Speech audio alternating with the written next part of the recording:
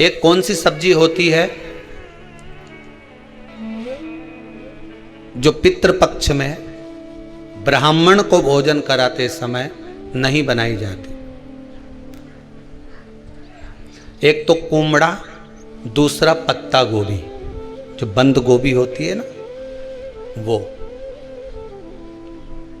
बंद गोभी जो होती है ना पत्ता पत्ता वाली, उसकी भी सब्जी पितरों के ब्राह्मण अगर भोजन करता है तो उसमें नहीं बनाई जाती। एक कुमड़ा, ये जो पेठा बनता है ना कुमड़ा का, ये भी श्राद्ध पक्ष में नहीं खिलाया जाता।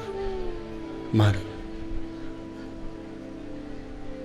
बुरा कोला पेड़ा बोलते हैं, क्या बोलते हैं उसको, उस श्राद्ध पक्ष में उसको भोजन में नहीं दिया जाता। ब्राह्मण के भोजन, महाराज ब्राह्मण के भोजन में श्राद्ध पक्ष में सबसे ज्यादा जरूरी है दूध की खीर, दूसरा तुरई या गिलकी का भोजन, या तो सब्जी बनाओ या भजिया बनाओ, कुछ भी बनाओ। तीसरा मांस की दाल का भोजन, उड़द की दाल का भोजन। उड़द की दाल का या तो दही बड़ा बना लो, इमरती बना लो, या फिर बड़ा बना लो, या पकोड़ा बना लो, पर उसका भोजन होना जरूरी है।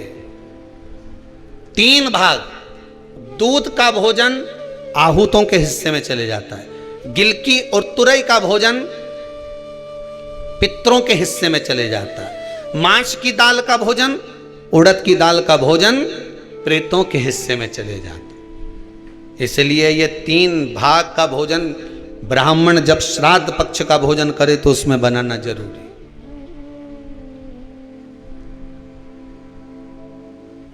बहुत जरूरी।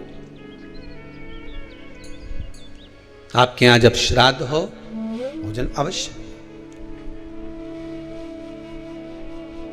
कई लोग कहते हैं गुरुदेव जब हम गया जी से आ जाएं तो क्या ब्राह्मण भोजन कराना जरूरी है? क्यों नहीं, कराओ, क्यों नहीं करा? क्या गाय की रोटी निकालना जरूरी है? स्वान की रोटी निकालना जरूरी है? कौवे की रोटी निकालना जरूरी है? हम कहते हैं अगर श्राद्ध गया जी का हो गया तो भले कौवे की मत निकालो, पर गाय की, स्वान की, ब्राह्मण जन की भोजन प्रसाद जरूर। देखिए जब ज्यादा घर में पितृदोष हो ना, ऐसा लगे कि पितृदोष बहुत ज्यादा है, 1 रुपये कमा रहे हैं, 1.25 रुपये खर्च हो रहा है, हाथ में पैसा नहीं टिक रहा, दुकान 4 दिन अच्छी चल रही है, फिर व्यापार डाउन हो जाता है, कोई पैसा लेकर भग गया, नहीं दे रहा, कहीं कर्जा मात्रा बढ़ गई है, ये पितृदोष के लक्षण है कुछ। इसमें आपके घर में जो भी रुद्राक्ष पड़ा हो, जो भी रुद्राक्ष रखा हो, क्योंकि संभाल के तो आप रखते नहीं, पटक देते हो यहां, जो भी रुद्राक्ष आपके घर में रखा हुआ, एक पानी के पात्र में उस रुद्राक्ष को डाल दीजिए, उसमें 1 चावल का दाना डाल दीजिए। महाराज परिंदा जहां होता है, मटका, हंडा या रसोई घर में आपका जो पानी भरने का स्थान होता है, जिसको आरो वारो क्या क्या लगा के रखते हो, उसी के कहीं पास में उस कलश को रख दीजिए, ऊपर से उसको ढक दीजिए।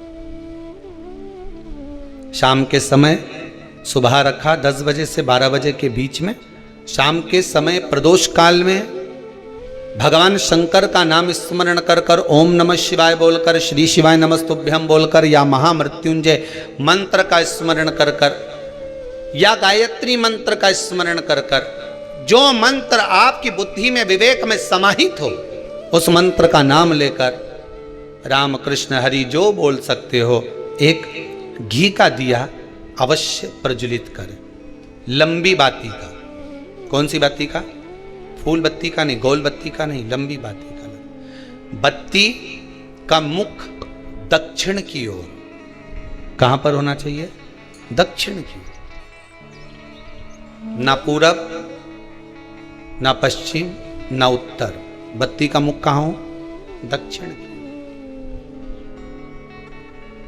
जैसे श्राद्ध पक्ष में ब्राह्मण को जब भोजन कराते हैं तो ब्राह्मण का मुख श्राद्ध पक्ष के भोजन कराते समय अगर पूरब, पश्चिम और उत्तर का होता है तो श्राद्ध के भोजन का फल नहीं मिलता।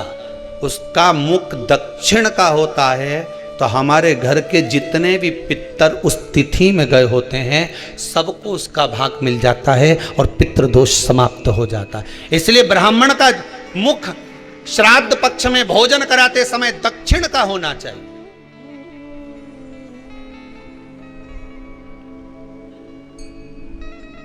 ब्राह्मण का मुख दक्षिण का हो।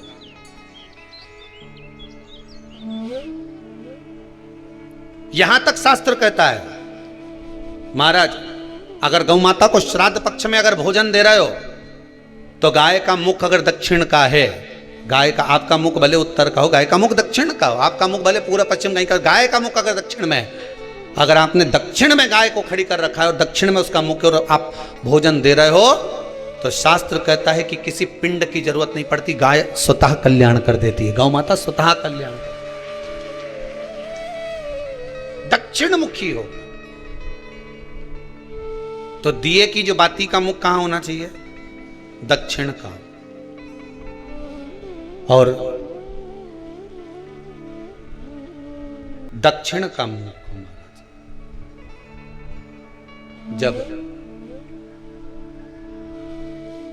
जब दक्षिण का मुख हो, दक्षिण की ओर बाती हो महाराज, तब दक्षिण की बाती जलाने के बाद में भगवान से वहीं पर प्रार्थना करें। जो कलश रखा है उसके ऊपर जो प्लेट रखी है, ढाका गया है, वहां अपना सीधा हाथ रखें और अपने पूर्वजों का, अपने पितरों का स्मरण करें कि मेरे धन को लेकर कोई चले गया, मेरा व्यापार ऐसा चल रहा है, मेरा घर में बच्चों का विवाह नहीं हो रहा, या घर में इतनी अशांति है, या तकलीफ है, या कष्ट है, ये सब का स्मरण कर कर उस कलश को रात्रि भर रखे रहने दें। सुबह स्नान आदि करने के बाद फिर एक घी का दिया दक्षिण की ओर लगाकर सुबह 10 बजे से 12 बजे के बीच में उस जल को शिव जी को समर्पित कर कर आ जाएं और वो रुद्राक्ष लेकर वापिस आ जाए। महाराज वापिस आ जाइए, उस रुद्राक्ष को अपने घर में रख दीजिए। वर्ष भर वो रुद्राक्ष आपको कभी बीमारी से नहीं घिरने देगा, कभी किसी जगह खड्डे में नहीं जाने देगा, वो उन्नति की ओर ही बढ़ाएगा। भले कोई भी रुद्राक्ष हो, 1 मुखी से लेकर 14 मुखी, 20 मुखी, 18 मुखी, जो रुद्राक्ष आपके पास में, आप तो उसका स्मरण करिए, आप उसका स्मरण करिए।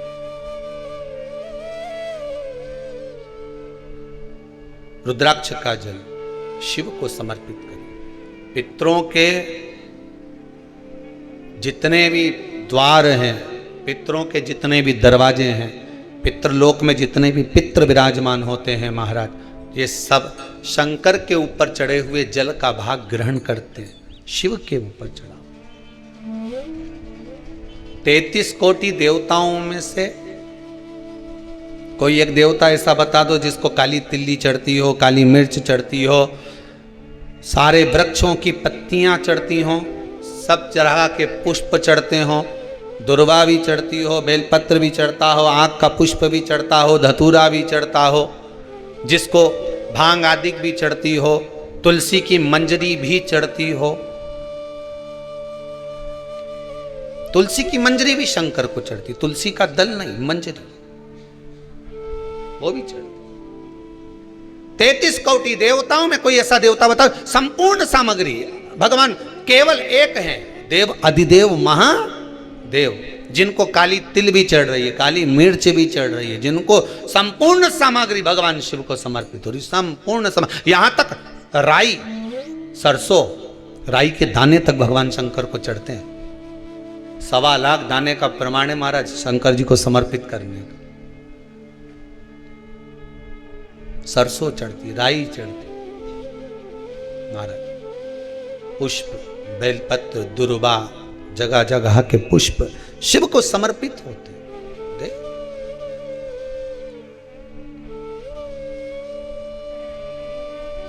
पितृ, जब शंकर भगवान को जल चढ़ाया जाता है 16 श्राद्ध पक्ष में, 16 दिन श्राद्ध के जब हम भगवान शंकर को जल समर्पित करते हैं तो उसका भाग हमारे पितरों को प्राप्त होता है।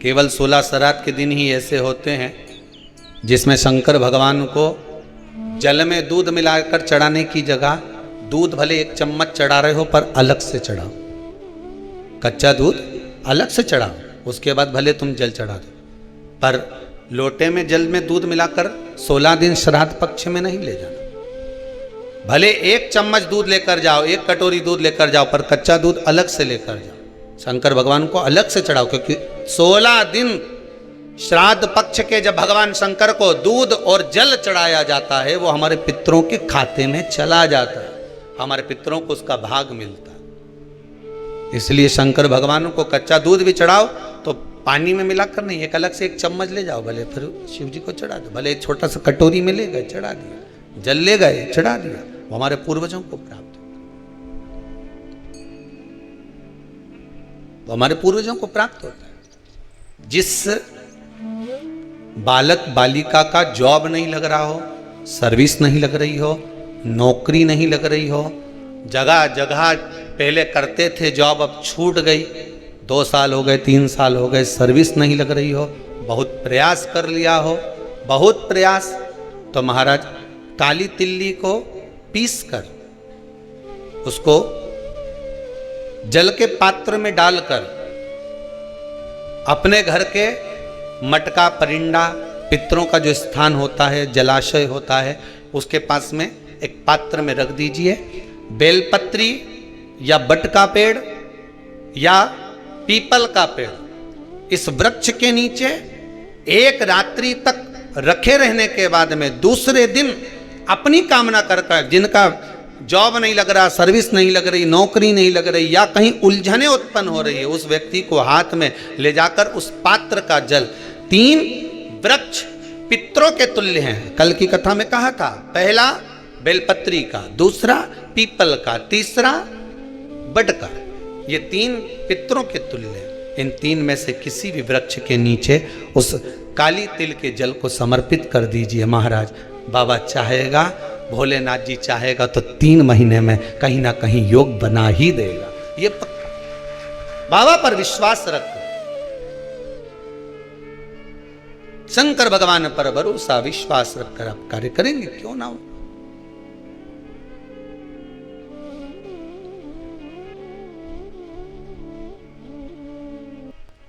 स्वान को, कौवे को श्राद्ध पक्ष में जब भोजन दिया जाता है, भोजन हम प्रदान करते हैं स्वान को, कुत्ते को और कौवे को।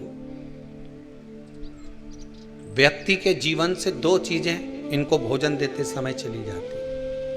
पहला, व्यक्ति का अहम, क्या चले जाता है, अहम, अहंकार। दूसरा, बुद्धि में किसी दूसरे के प्रति अगर गलत विचार आ रहा तो वो विचार समाप्त हो जाता। श्रेष्ठ विचार।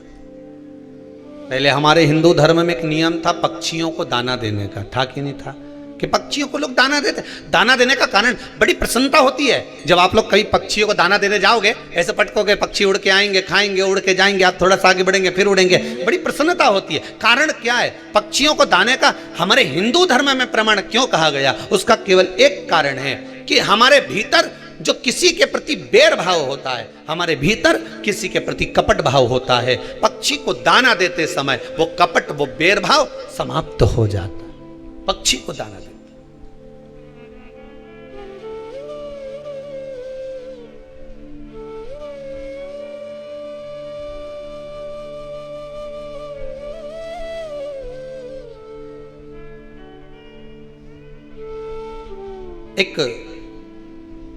एक किसी व्यक्ति का फोन आया था कि गुरुदेव ये बताओ, ये जो 24,000 श्लोक से आहुतियां छूट रही हैं, अग्नि में सांकल्य दी जा रही है, क्या इससे पितरों को मोक्ष मिल जाएगा, प्राप्त हो जाएगा? गरुड़ पुराण में कहा गया, जब पितरों को बहुत भोजन मिलने लगा श्राद्ध पक्ष में, तो उनको आजीर्ण होने लगा, वोमिटिंग करने लगे, पितर रोने लगे कि हमको इतना भोजन मिल रहा है, हम इतना खा रहे, पच नहीं रहा, क्या करें? सारे पितर दौड़कर ब्रह्मदेव के पास पहुंच गए। ब्रह्मा जी कृपा करिए। ब्रह्मदेव भगवान विष्णु के पास ले गए पितरों को। भगवान विष्णु ने पूछा क्या हुआ? तो क्या महाराज जी ये पितर रो रहे हैं। क्यों? कि 16 श्राद्ध में इनको खाने को मिलता है, साल भर तो मिलता ही नहीं, एक बार जब जम के मिलता है तो डट के खा लेते हैं, और डट के पितर खा लेते हैं तो वो अजीर्ण हो जाता है। क्या करें? सब लेकर भगवान शंकर जी के पास गए। भोलेनाथ जी से पूछा प्रभु क्या करें? शंकर जी ने उसी समय पर अग्निदेव को बुलाया। अग्निदेवता जरा इधर आओ। अग्निदेव बोले बोलो प्रभु क्या बात है? शंकर भगवान ने कहा सुनो अग्निदेव, जितनी देर तक 16 दिन श्राद्ध के पितृ मृत्यु लोक में रहेंगे, अपने अपने घर में जाकर भोजन करेंगे, तब तक 16 दिन तक अग्नि देवता इन पितरों के साथ रहेंगे। इसलिए हिंदू धर्म में रीति है कि श्राद्ध पक्ष में कंडा जलाकर, गोबरी जलाकर, उसको जलाने के बाद उस पर घी शक्कर धूप छोड़ो। क्यों? क्योंकि तुम्हारी धूप छोड़ने से, तुम्हारी सांकल्य छोड़ने से, अग्नि में एक ग्रास देने से, अग्नि में एक भाग प्रदान करने से, जरा सी सांकल्य देने से तुम्हारे पितृ खुश हो जाते हैं। क्यों? क्योंकि पितृ जब भोजन करते हैं और अग्नि की धूप साथ में दी जाती है तो अजीर्ण नहीं होता। तो पितृ आशीर्वाद देते हैं कि तुमने हमारे लिए अग्नि में सांकल्य दी है, जाओ तुम्हारा कल्याण हो, तुम्हारे भंडार भरे। ये अग्नि देवता की साक्षी में पितृ आशीर्वाद देते हैं। पितृ आशीर्वाद देते हैं। अग्नि की साक्षी होना चाहिए पितरों के लिए। शादी में किसकी साक्षी होती है? जम के बोलो, अग्नि की। ये तुमने मंडप लगाया, ये तो ठंडा हो जाएगा, बोलो हो कि नहीं हो? मोर छटाएगी तो मोर ठंडा हो जाएगा, बोलो हो कि नहीं हो? ये जितना बाराती आया एक ना एक दिन ये भी ठंडा हो जाएगा, बोलो है कि नहीं हो? सब अपने अपने घर पहुंच गया। ये सोफा सेट ने पलंग सब चले जाएगा, नहीं गद्दा रजाई और टेंट हाउस का था नहीं, ये भी चले जाएगा, बोलो सही है कि गलत है? पंडित जी ने पूजन कराई, वे भी चला जाएगा। अब सब कुछ चले गया। फिर शादी का जो तुम्हारा संबंध हुआ है, हाथ जो पकड़ाया गया है, उसकी साक्षी कौन देगा? तो क्या ये जो अग्नि की 7 भांवर डाली है, ये अग्नि साक्षी है। उसी तरह पितृपक्ष में आप लोगों ने जो अपना नाम गोत्र लिखकर भेजा है और उसकी जो सांकल्य डल रही है, वो अग्नि उन पितरों की साक्षी है। उसका फल वो जाने, उसका मोक्षता वो जाने। कल लगभग 400 से 450 ग्रुप में जितने लोग जुड़े थे उनके नाम की सांकल्य हुई थी।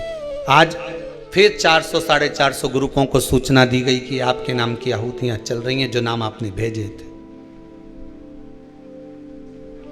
ब्राह्मण भोज आप लोग दर्शन कर रहे होंगे टीवी पर भी। भंडारा भोज दुनिया भर में तो केवल ब्राह्मण भोज हो रहा है, पर यहाँ इस कुबेरेश्वर धाम में जितने लोग आ रहे हैं सब मुख झूठा कर कर जा रहे हैं।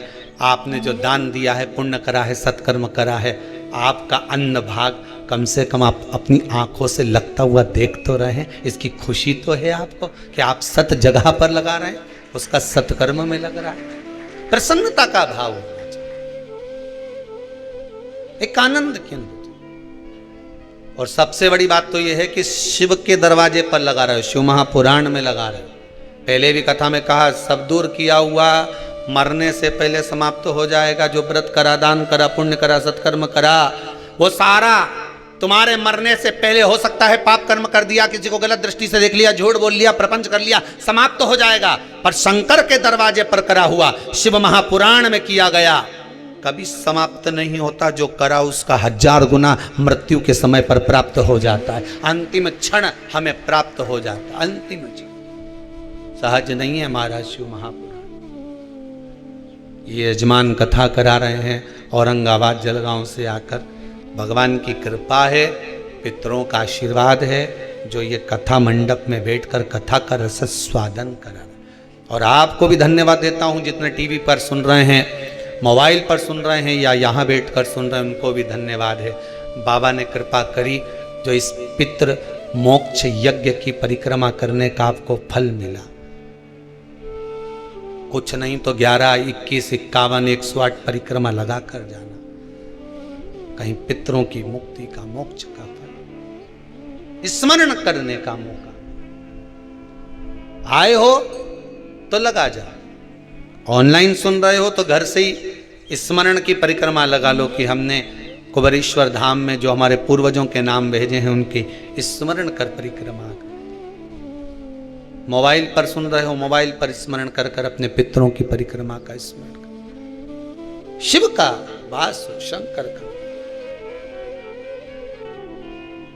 स्वयं भगवान विष्णु से पितृ देवता कहते हैं। आपको कथा में कहा था, जितनी देर आप शिव महापुराण की कथा में बैठते हो, आस्था चैनल के सामने या मोबाइल पर कथा श्रवण करने बैठते हो, ऑनलाइन शिव महापुराण की कथा सुन रहे होते हो, उतनी देर जितनी देर आप भगवान की कथा सुन रहे होते हो, उतनी देर आपके पूर्वजों के पास, आपके पितरों के पास भगवान विष्णु बैठे रहते हैं। उनके कंधे पर हाथ रखकर कथा सुनते हैं कि तेरे बच्चे सत्कर्म कर रहे हैं, तेरे बच्चे पुण्य कर्म कर रहे हैं। इसलिए आपसे कह रहे हैं, बार बार कर रहे हैं कि इस पुनीत पावन 24,000 श्लोक से शिव महापुराण का जो यज्ञ चल रहा है, इसका दर्शन करो, कथा श्रवण करो और अपने जीवन को सार्थक बनाओ। जितनी देर आप कथा में बैठे, उतनी देर आपके पूर्वजों के पास मेरे नारायण बैठे, उनके पास भगवान बैठे।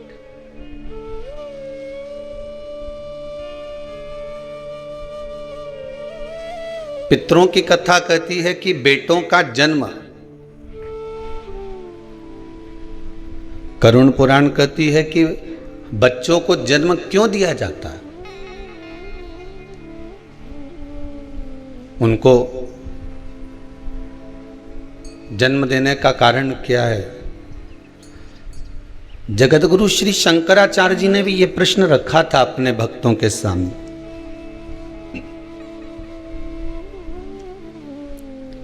पूछा गया था कि औलाद क्यों पैदा करी जाती है, औलाद को जन्म क्यों दिया जाता।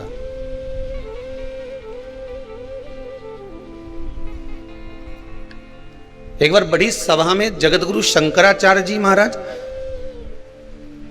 ये प्रश्न रख दिए कि औलाद क्यों पैदा करी जाती है, संतान का जन्म क्यों किया जाता है। सबने, श्री जगतगुरु शंकराचार्य जी पूछ रहे हैं, एक एक व्यक्ति खड़ा होकर बता रहा है कि औलाद इसलिए जन्म दिया जाता है कि वो हमको संभालेगी, बुढ़ापे में हमको साथ कर चलेगी। दूसरे ने कहा संतान औलाद इसलिए पैदा करी जाती है कि वो हमारे स्वास्थ्य का ध्यान रखेगी। तीसरा व्यक्ति खड़ा होकर बोला कि बुढ़ापे में किसी का साथ तो चाहिए। चौथा बोला जब हमारे जीवन में सुख दुख आएगा तो कोई साथ देने वाला तो चाहिए। श्री जगतगुरु शंकराचार्य जी ने इन सब की बात सुनी, पर जगतगुरु शंकराचार्य जी ने फिर भी मन को संतोष नहीं हुआ उस उत्तर से। तब श्री जगतगुरु शंकराचार्य जी के एक शिष्य बैठे हुए थे, बड़े गुरुदेव के चरणों का नित्य स्मरण करने वाले थे, नित्य भक्ति में डूबने वाले थे। फिर उन्होंने विनती करी, गुरुदेव मैं कहना चाहता हूं, आप सुनेंगे मेरी बात। जगतगुरु शंकराचार्य जी ने कहा बोलो क्या बात है। इस प्रश्न का उत्तर मैं देना चाहता हूं, आप दे दीजिए। गुरुदेव औलाद इसलिए पैदा करी जाती है कि माता पिता में आग लगाए।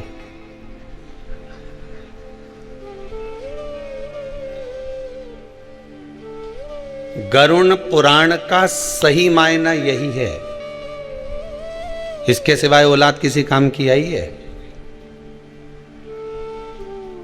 तुम्हारे कमरे में तुम सोते रहोगे, सिर दर्द होता रहेगा, औलाद अपना कमरा छोड़कर नहीं आएंगे। औलाद के सिर में दर्द होगा तो माँ दौड़कर चली जाएगी, बाप 50 बार पूछ लेगा बेटा चल मैं डॉक्टर को दिखाया हूँ, माँ कह देगी जरा चले जाओ, उसको स्वास्थ्य खराब है, उसका तबीयत खराब है, जाओ। बच्चा बीमार पड़ा हुआ है 4 दिन से, तुमसे पूछते नहीं बन रहा। पत्नी का कहना मानकर पिता भी 4 बार जाकर पूछ लेगा, बेटा कोई तकलीफ है, चल मैं तेरे को डॉक्टर को दिखा दूं, चल मैं तेरा चेकअप करवा दूं, चल मैं ऐसा कर दूं। माँ 50 बार पूछ लेती है, बेटा तुझे तकलीफ क्या है, तुझे दुख क्या है। पर बहुत कम बेटे, बहुत कम होंगे। ऐसा नहीं कहता हूं कि नहीं होंगे, होंगे पर बहुत कम। जो माता पिता के सिर में दर्द भी हो तो 50 बार जाकर पूछ ले कि मम्मी क्या बात है, आज आप उदास दिख रही हो, आपका चेहरा उतरा हुआ है, कोई तकलीफ शरीर में हो तो चलो मैं डॉक्टर के पास ले चलता हूं।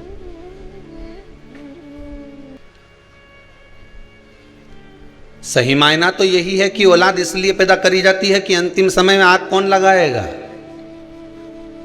देखा जाए तो माता पिता अपनी पूरी जिंदगी बच्चों के नाम गिरवे रख देते हैं। सोना गिरवे रखे से छुड़ा सकते हो, सही है कि गलत है, बोलो तो सही। पाटली गिरवे रखी आए तो छुड़ा लोगे, सोना गिरवे रखी आए तो छुड़ा लोगे, चांदी गिरवे रखी आए तो छुड़ा लोगे, जमीन गिरवे रखी आए तो छुड़ा लोगे, पर खुद को अपनी औलादों के पास गिरवे रख दिया जीवन भर, उसको कैसे छुड़ाओगे? विचार तो करो। ये जिंदगी तुमने गिरवे ही तो रखी है, बस कमा कमा कर लाते जाओ, देते जाओ, ब्याज भरते जाओ, गिरवे में तो रखे हुए हो। बस कमाया किसके लिए? औलादों के लिए। जोड़ा किसके लिए? संतानों के लिए। बेटी में साड़ी किसके लिए रखी थी जमा जमा के? बहू और बेटी के लिए। शादी करेंगे छोरी की तो उसको दे देंगे, बहू आएगी तो उसको दे देंगे। खुद ने अच्छी नहीं पहनी, उनके लिए संजो संजोग कर रखी। ये गिरवे ही तो रखे हो तुम अपने परिवार में, गिरवे ही तो पड़े हो तुम अपने कुटुंब में। बस कमा रहे हो, जोड़ रहे हो और छोड़ रहे हो। सोना गिरवे रखा तो उसको छुड़ा सकते हो, चांदी गिरवे रखी तो उसको छुड़ा सकते हो, पर तुम अपने परिवार से कैसे छूट पाओगे वो तो विचार कर लो तुम। आखिरी तक भी मरने के बाद अगर बुढ़िया मर जाती है और सोने की मुर्की कान में पड़ी रह जाती है, कहीं पाँव में चांदी की मोटी मोटी, पहले वो तगड़ी पहनते थे, क्या बोलते, पैड़ी पहनते थे पाँव में मोटी मोटी, तो सुनार को बुलाते थे, मरी हुई डुकरिया पड़ी रहती थी और सुनार आकर कहते थे, बहुवन छाती पे खड़ी रहती थी, काटो, काटिए। और अगर यहाँ नहीं काटते थे तो शमशान ले जाते थे सुनार को कि वहां कटवाते थे पाँव में पड़ी हुई चांदी की बेड़ियों को, कि अभी और ब्याज बाकी रह गया चुकाने के लिए, उसको निकाल।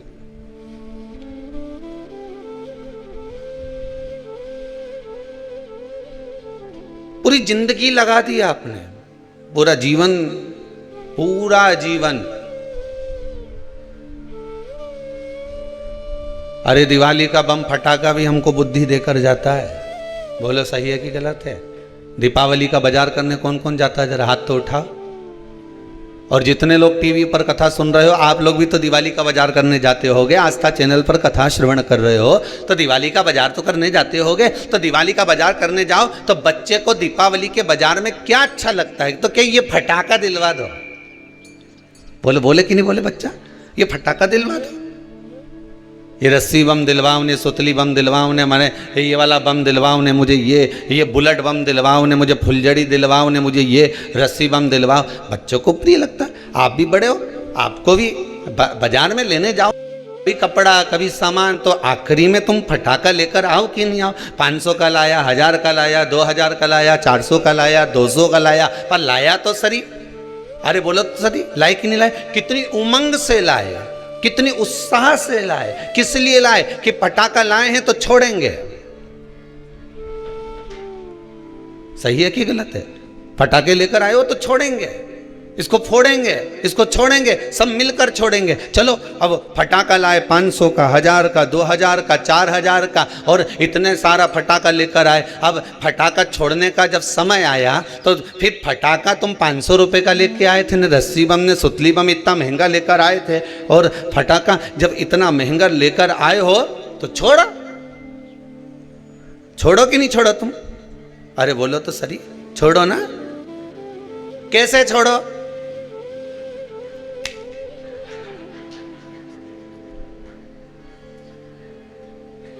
अब जब तुम 500 का लाए हो, अरे बोलो तो जम के, 2,000 का लाए, इतनी बड़ी पेटी खरीद कर लेकर आए, इतना सारा पैसा खर्च कर कर लेकर आए हो, तो अब सारा घर का लोगों को क्यों अब मैं फटाका छोड़ूंगा, नहीं सब यहीं खड़ा रहो, हिल मत जाना। और मैं खड़ा खड़ा देखता रहे, फूटे कैसे हो सके, बोलो तो सही। 500 का फटाका लेकर आया और आग लगई न भाग गया।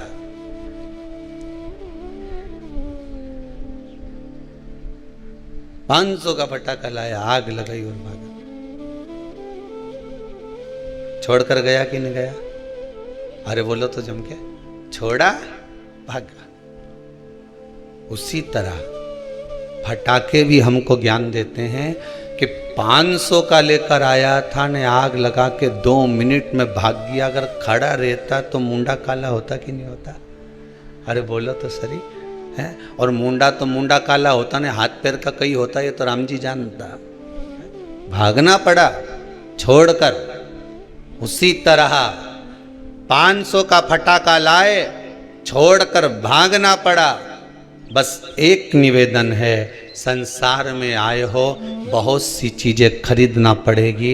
ये घर परिवार कुटुंब कबीला सब कुछ हमने जोड़ा, ये समझ लेना फटाका है। और एक दिन इसको छोड़कर भागना पड़ेगा, रह नहीं सकते इसके पास। इस फटाके के पास खड़े नहीं रह सकते आप। और आप में किसी में सामर्थ्यता हो तो खड़े होकर बता देना, एक पेटी में आग लगा, वहीं खड़े रह जाए। अभी दशहरा आने वाला है, किसी से कह देना रस्सी बम हमारे सामने जला, मैं तो यहीं खड़ा, जा कर क्या कर लेगा। 1000 रुपए का लेके आया हूं मैं, 5000 का लेके आया ने आग लगा मेरे सामने लगा। और परिवार वाले के इकट्ठा कर लेना, रे फटाका है अभी आग लगाऊं, देखो 5000 का लेके आया हूं। खड़े रहोगे? नहीं, आग लगाए ना भागना पड़ेगा। उसी तरह परिवार कुटुंब कबीला नाते रिश्ते fridge cooler washing machine dining, ये सोफा ये पलंग ये मकान ये जमीन ये जायदाद सारी संपदा हमने जोड़ी, ये फटाके की तरह है। जिस दिन परमात्मा आग लगाएगा उस दिन भागना पड़ जाएगा, तुरंत छोड़कर जाना पड़ेगा, इस संसार सागर से निकलना पड़ेगा। बस इतना ध्यान रखो, पेटी पास में रखो, सुतली बम पास में रखो, रस्सी बम पास में रखो। निवेदन है पर आग मत लगाना, आग लगा हुए तो भागना पड़ेगा।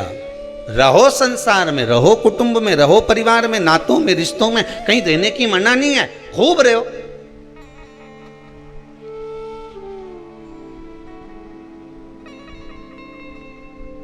सबसे बड़ा आश्रम कौन सा? जम के बोलिए जरा। गृहस्थाश्रम। जितने लोग टीवी पर कथा सुन रहे हैं सब सावधानी से ध्यान से सुनना। सबसे बड़ा आश्रम कौन सा? गृहस्थाश्रम। कोई तुमसे कहे साधु बन जाओ, कि हम तो नहीं बने दादा। कोई तुमसे कहे सन्यासी बन जाओ तो कहने रेन दे दादा, तुम्हारा पांव पड़े, सारा साधु सन्यासी हम तो खूब देखिया, हमें नहीं बनना।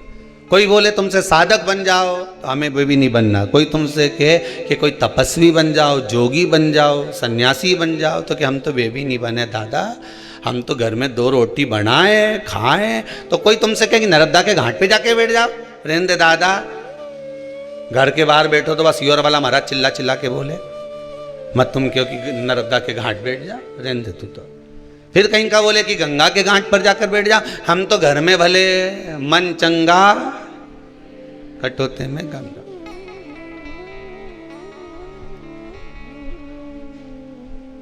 हमें नहीं बैठ।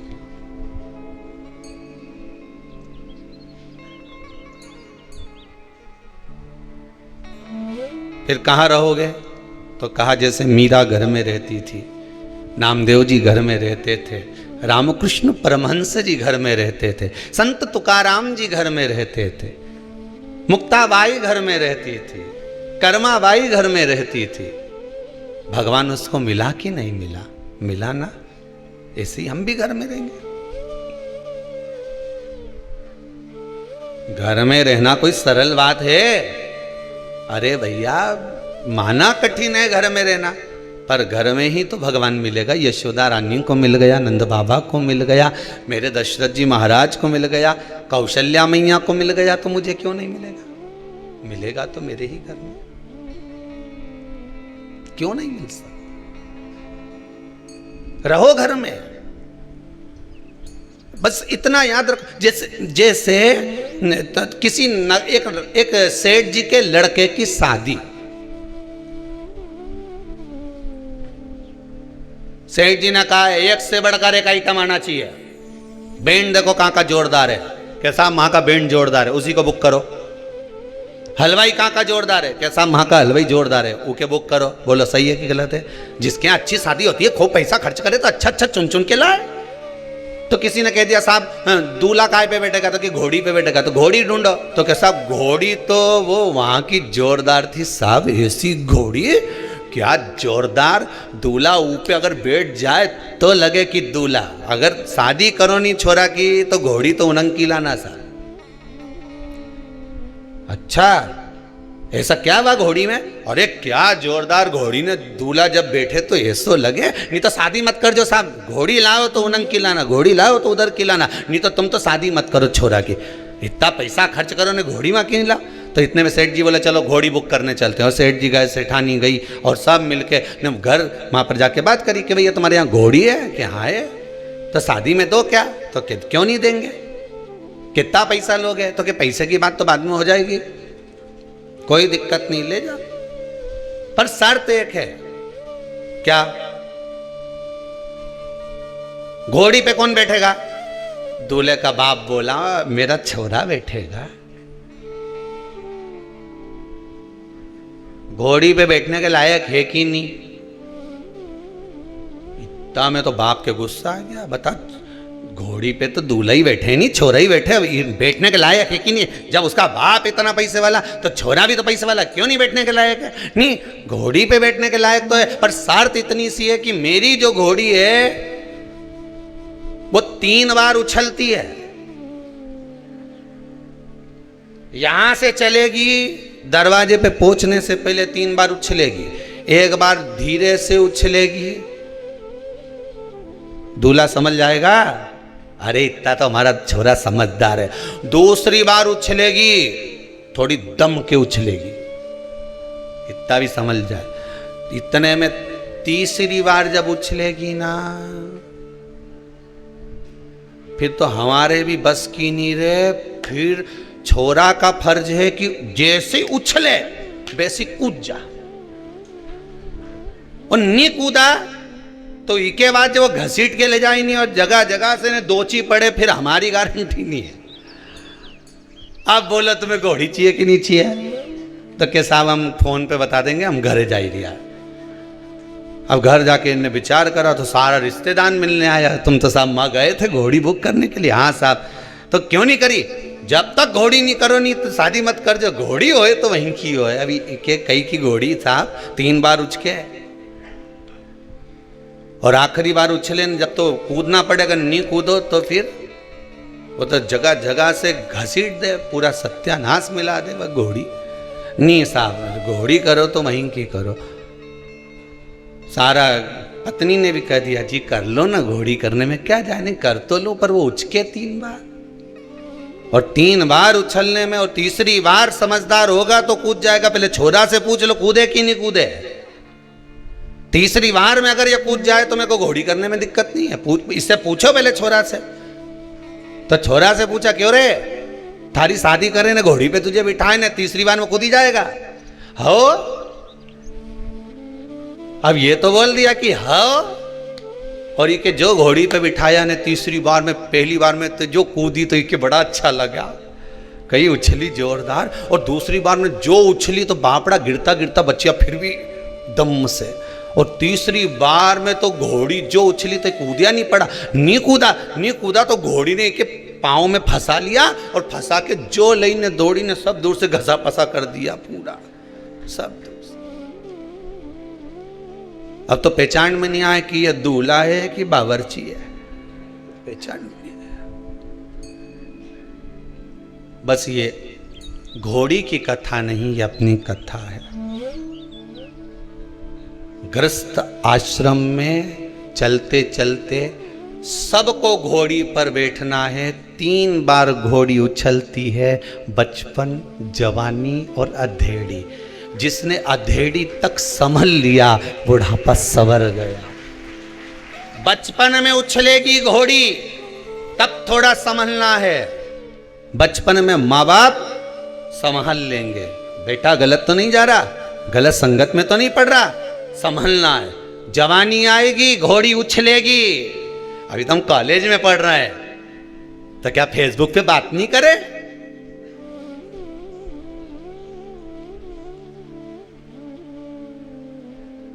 क्या व्हाट्सएप नहीं चला? घोड़ी उछली, बहुत अच्छे से समझना हो। बचपन में उछली, माता पिता ने संभाल लिया। जवानी में उछली, डामाडोल हो गया, डामाडोल। और तीसरी बार में कूदना जरूरी है। अधेड़ी आए तब। शादी हो गई, बच्चे हो गए, सब अपने अपने काम धंधे से लग गए, फिर उचकी।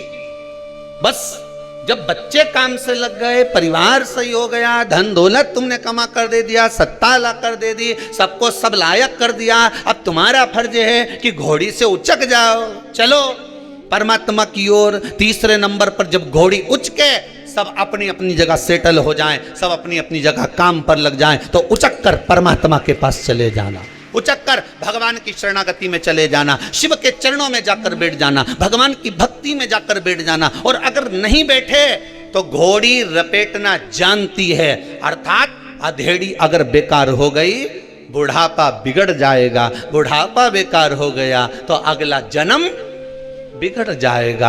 कई लोग हैं अगला जन्म बिगड़ गया लोगों का, कहीं हाथ बेकार, कहीं पाँव बेकार, कहीं शरीर बेकार। किसी से जाकर पूछें, गुरुजी बताओ ये हमारे यहाँ बच्चा हुआ ऐसा क्यों हुआ, बेटी हुई ऐसी क्यों हुई, भाई हुआ ऐसा क्यों हुआ, कुटुंब में ऐसा क्यों हो गया, ऐसा व्यक्ति क्यों पैदा हो गया, उसको शरीर में ऐसी विकलांगता क्यों उत्पन्न। उससे पूछो, क्योंकि जन्म मिला था, बचपन, जवानी, अधेड़ी, बुढ़ापा, मनुष्य का शरीर मिला था साधने के लिए, पर परमात्मा का नहीं हो पाया। आखिरी में ना बचपन में लांगा ना जवानी में लांगा। घोड़ी तो उछली थी, अगर कूद जाता तीसरी बार में भगवान के चरणों में पहुंच जाता तो शायद अगला जन्म संवार लेता, पर अगला जन्म संवार नहीं सका।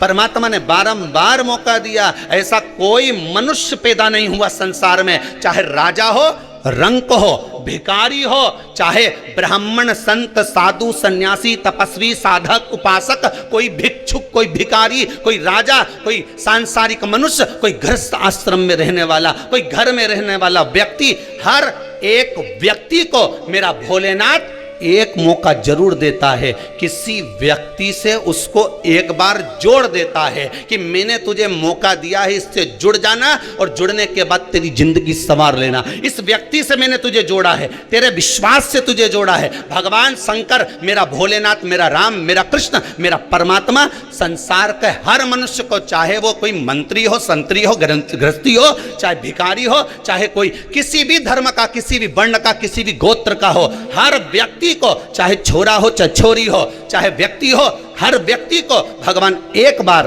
किसी अच्छे व्यक्ति से जुड़ने का मौका देता है कि इससे जुड़ जाना, अपनी जिंदगी बना लेना। पर उससे जुड़ने के बाद भी आप अलग होकर अपनी जिंदगी को नरक बना लो तो तुम्हारा जीवन व्यर्थ बेकार है। उससे जुड़ने के बाद भी तुम अगर परमात्मा के नहीं हो पाए तो फिर संसार में किसके हो गए?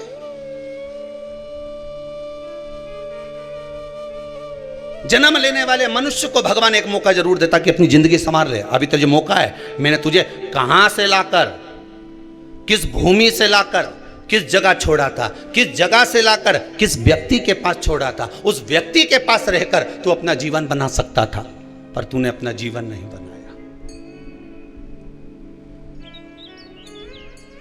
मौका दिया परमात्मा ने, पर हमारा अहंकार, हमारा अभिमान, हमारी अहमता हमको जुड़ने लगी। हमारा काम, हमारा लोभ, हमारी आसक्ति, हमारी तृष्णा, हमारा विषय हमें जुड़ने नहीं दिया। आसक्तियों में फंस गए।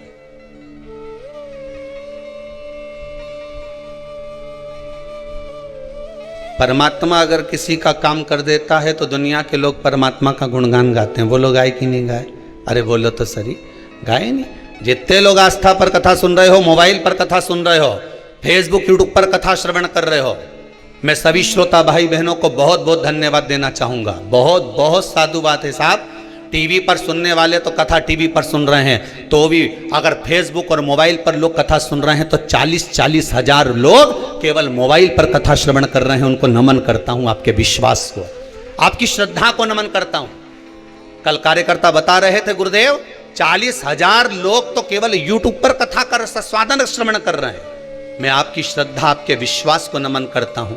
मैं नवयुवक टीम को जो अपना समय इस परमात्मा को, मेरे शंभू को दे रहे हैं, उनको नमन करता हूं। आपका विश्वास इससे ही जुड़ा रहे, मेरा शंकर आपको उन्नति की ओर लेकर चले जाए, बस यही विश्वास पर मैं आपको नमन करता हूं। यह आपका श्रद्धा, आपका विश्वास है, भरोसा है।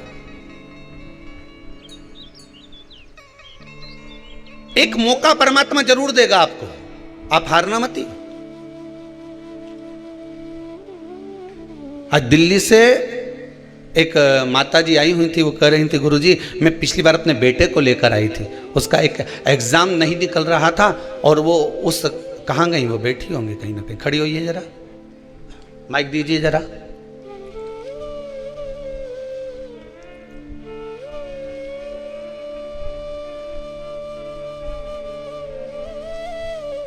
कहाँ से आई हैं दीदी आप?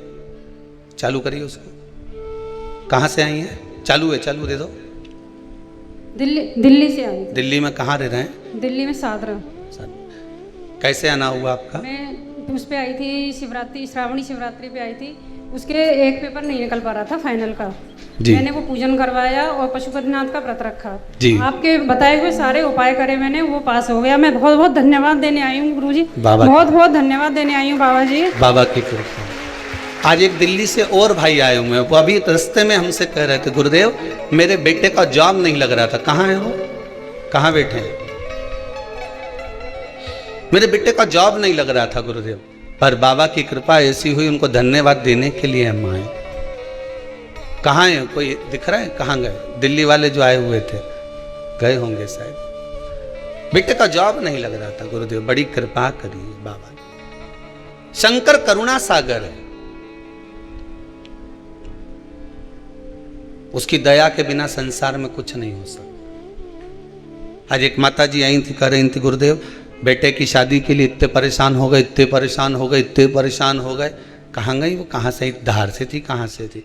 बाद में वो बैठी थी, खड़ी हुई है, जरा देव जरा माइक।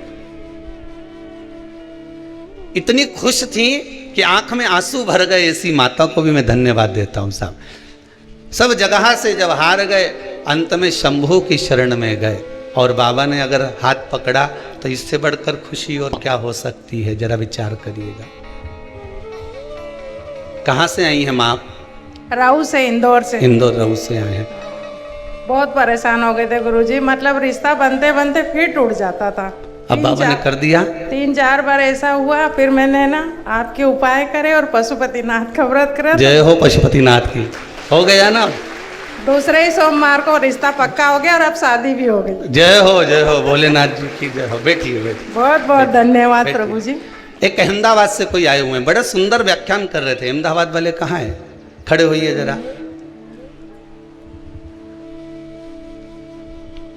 पहुंचाइए जरा माइक। आज खुशी इस बात की है कि आप लोग इतने प्रसन्न होकर आए हो ना कि दिल खुश हो गया। कि आनंद किसको कहते हैं कि यहाँ मालूम पड़ता है। कहाँ से आए आप? हर हर महादेव, अहमदाबाद से आया हूँ गुरुजी। अहमदाबाद में कहाँ से आए? रानी पार्टियों सर्कल जी। आज आपके चेहरे पर बड़ी खुशी थी, किस बात की खुशी थी? खुशी तो सबसे बड़ी है कि पूर्ण जन्म दिया है, वापिस जन्म मिल गया। वापिस जन्म। पिछली साल कोरोना में मैं इतना डर गया था कि मेरे जीजा जी और जीजी साथ में आए जी, उनको भी घर पे नहीं आने दिया मैंने। ओहो, किसी को भी घर पे नहीं आने दिया। मेरी एक दुकान थी वो भी बंद कर दी जी, पैसे भी नहीं लिए किसी से मैंने जी। और पिछली साल से सावन के महीने से पैसे खत्म हो गए जी। उसके बाद में मतलब पैसे ऑटोमेटिक आते रहे घर में, किसी के पास से कोई 1 रुपया भी नहीं लिया कहीं से। बाबा देता रहा, बाबा ऐसा देता रहा कि घर में अभी भी पैसे रखे हैं। जय हो, बहुत बहुत धन्यवाद। बाबा की कृपा आप पर ऐसी बनी रहे। बैठिए, विराजिए। शिव कृपा करे, करुणा करे मेरा दयालु, तो उसकी करुणा में कोई कमी नहीं होती। केवल ये 3 ही नहीं, यहाँ पर इतने लोग आए हुए हैं बाबा की कृपा से, आपका विश्वास आपको लेकर आया है, भरोसा लेकर आया। इस धरा पर अगर आप आए हैं तो हमारा तो विश्वास है, जो नहीं भी आए उनसे कहते हैं कि शिव महापुराण की कथा आप दिल से श्रवण करना।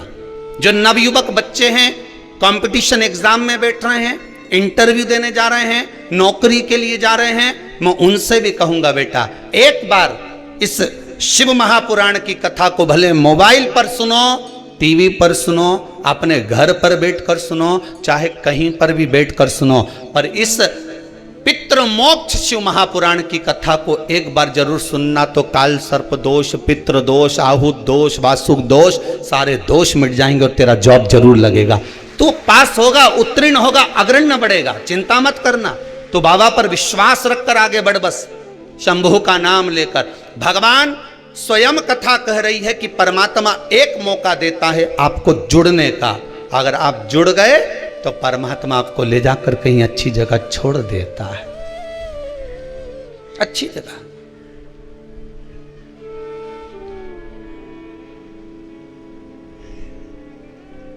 भगवान काम करेगा तो आप यश करोगे, जिसका भगवान नहीं कर्म करेगा तो लोग उसका भी बोलेंगे हम तो भगवान के मंदिर जाते थे, हमने तो खूब अगरबत्ती लगाई, हमने तो खूब दियाबत्ती लगाई, भगवान तो हमारी सुनता ही नहीं है। केवल भगवान के साथ नहीं होता, संसार के प्रत्येक मनुष्य के साथ होता है। आपके यहाँ कोई काम कर रहा है, आपके यहाँ कोई नौकरी कर रहा है, आपके यहाँ कोई चाकरी कर रहा है, कोई सेवा कर रहा है, कोई नौकरी कर रहा है, कोई धंधा, कोई आपके हाथ के नीचे काम कर रहा है। 8 साल 10 साल 12 साल उसने आपके हाथ के नीचे काम करा, आपके यहाँ काम करा, आपने उसकी कुछ गलती को देख लिया, उसको निकाल दिया।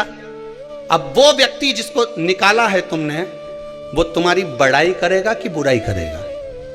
बुराई ही करेगा ना, कि बड़ाई कर देगा? अरे बोलो तो जम के, बुराई ही करेगा ना, क्योंकि 10 साल तो यहां खूब खाया, आपके पास में खूब रहा, 10 साल तो आपके पास में रहकर खूब चकाचक की जिंदगी थी, और जब आपके पास से, आपकी नौकरी से, आपके दरवाजे से निकाल दिया गया, उसका व्यवहार, उसका व्यवसाय देखकर, उसका स्वरूप देखकर, उसकी गलत काम देखकर, तो वो तुम्हारी बड़ाई नहीं करने वाला, वो तुम्हारी जगह जगह केवल बुराई ही करेगा। अब उसके बुराई करने से तुम्हारा कुछ बिगड़ने वाला है क्या? हाथी जाए बाजार और कुत्ता भोके हजार, उससे कुछ बिगड़ेगा क्या तुम्हारा? कुछ नहीं। तुम तो हाथी जैसे दुम हिलाकर, अलमस्त सूंड हिलाते हुए अपनी जिंदगी को आगे बढ़ाते चलो। दुनिया आग लगे बस्ती में, अपन रहो मस्ती में, क्या किसको रोइए, चादर तान के सोइए। आप अपनी जिंदगी मस्त जियो।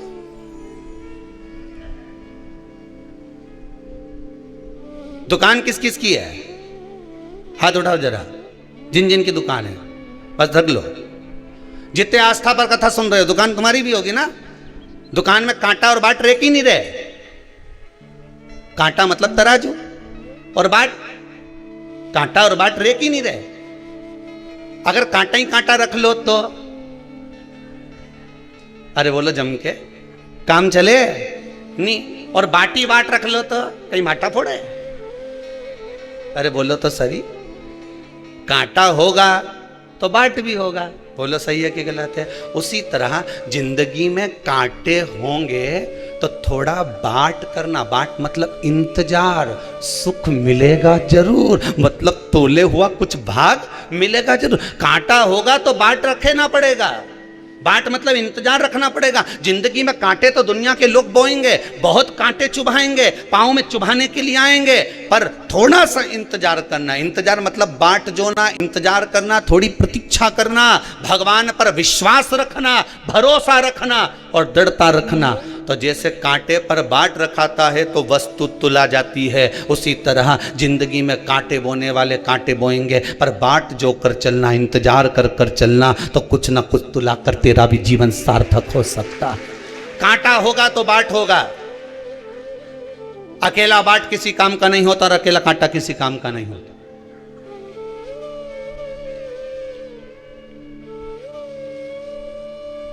वो किसी काम का नहीं।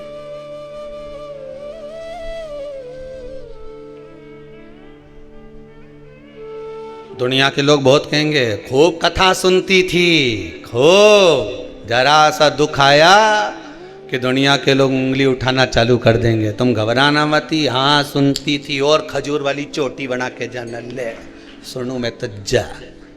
क्या कर ले? अब दुख आन पड़ा, इतनी तकलीफ आई, क्या कर लिया तेरे बाबा महादेव ने? तो के उसने करा तभी तो इतनी शान से जी रही। और आपसे निवेदन है, पहले भी कथा में कहा, दुख कितना भी आए, कितना भी आए, पर चेहरे से स्माइल मत जाने देना। तुम्हारी स्माइल तो ना जाने कितनों को घायल कर जाएगी, ना जाने कितनों को। दुनिया के लोग कहेंगे इतना दुख आने के बाद कर्जे में लदालूम पड़ी, दुकान नहीं चल रही, फैक्ट्री बिकने में पड़ी, सारा मकान बैंक में पड़ा, इसके बाद भी इसके चेहरे पे इतनी स्माइल, सारा रिश्तेदार उनके अटैक आ जाएगा बापड़ी के देख देख के कि इतनी प्रसन्नता कहां से ली आई। इतना कर्जा बैंक में लोन में पड़ा, ये पड़ा वो पड़ा, बहू सुने नहीं, बेटी ऐसी बेटा वैसा, दुनिया के लोग कितना ही उंगली उठाए, पर शंकर की कथा अपनी जिंदगी में उतार कर रखना। स्माइल में कमी मत आने देना, प्रसन्नता में कमी मत आने देना, भगवान के भजन में कमी मत आने देना, भगवान की भक्ति में कमी मत आने देना, शंकर के स्मरण में कमी मत आने देना, शंकर के गुणनवाद में कमी मत आने देना, शंकर की कथा में कमी मत आने देना। मेरे चेहरे पर ये चमक, ये दमक, ये फुल बन में महक, सब कुछ भोलेनाथ की दी हुई है। कर्जे में हूं तो क्या हुआ, एक दिन तो उबारेगा। तुम्ही ने दर्द दिया है, तुम्ही दवा देना। उसने दर्द दिया है, उसने दुख दिया है, उसने तकलीफ दिया है, उबारेगा भी वही। क्यों रोऊं मैं, किस लिए रोऊं मैं?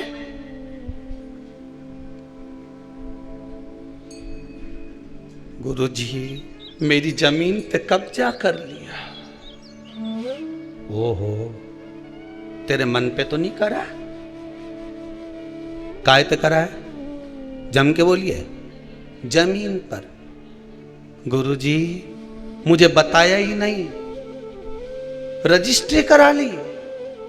कोई बात नहीं, तेरा भाग्य पे तो रजिस्ट्री नहीं कराई। अरे बोलो तो सरी, कराएगा? तेरा मन, तेरी बुद्धि, तेरा चित्त सब ले जाके भगवान पर सौंप दे, फिर देखें वो रजिस्ट्री काम आएगी कि ये रजिस्ट्री काम आएगी। फिर देखा जाए वो काम आएगा कि ये काम आएगा। संसार के लोगों से व्यवहार निभाओगे तो एक ना एक दिन धोखा खाओगे, पर मेरे महादेव से व्यवहार निभाओगे तो दुनिया के लोगों के मुख चुप करके ऊपर बढ़ते चले जाओगे। संसार के लोगों से व्यवहार नहीं निभाना। संसार के लोगों में तो ऐसे रहना जैसे जल में कमल का फूल रहे। मेरे अवगुण दोष समर्पित हो सरकार तुम्हारे चरणों में। हमें परिवार में, नातों में, रिश्तों में, कुटुंब में, कबीले में सबके साथ रहो, कमल के फूल के जैसे रहो। कमल का फूल के नीचे कितना कीचड़ ले, पर फूल कितना जोरदार रहनी।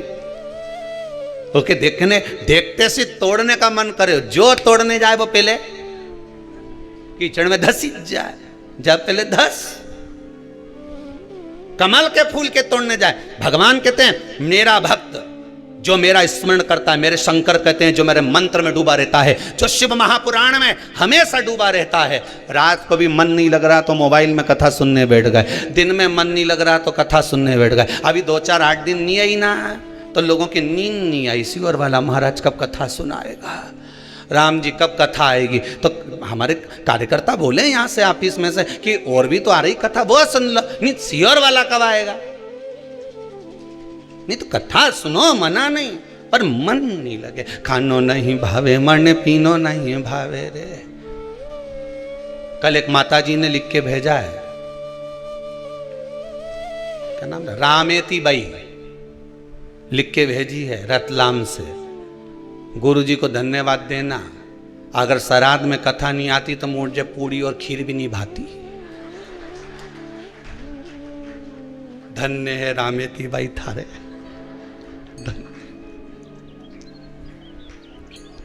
तुम्हारे जो मैसेज आते हैं ना बड़े गजब गजब आते हैं। बात तो छोरा उन पढ़े और पढ़ के जब सुनाई नहीं तो गुरु जी ये देखो,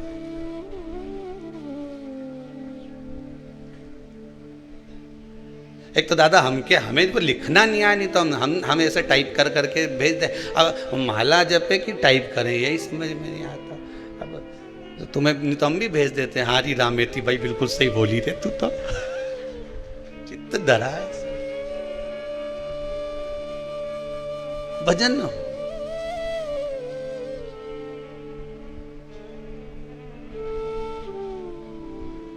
कहे कहने वाला कहे, पर अगर भोले बाबा का सहारा न होता तो दुनिया में कोई हमारा न होता।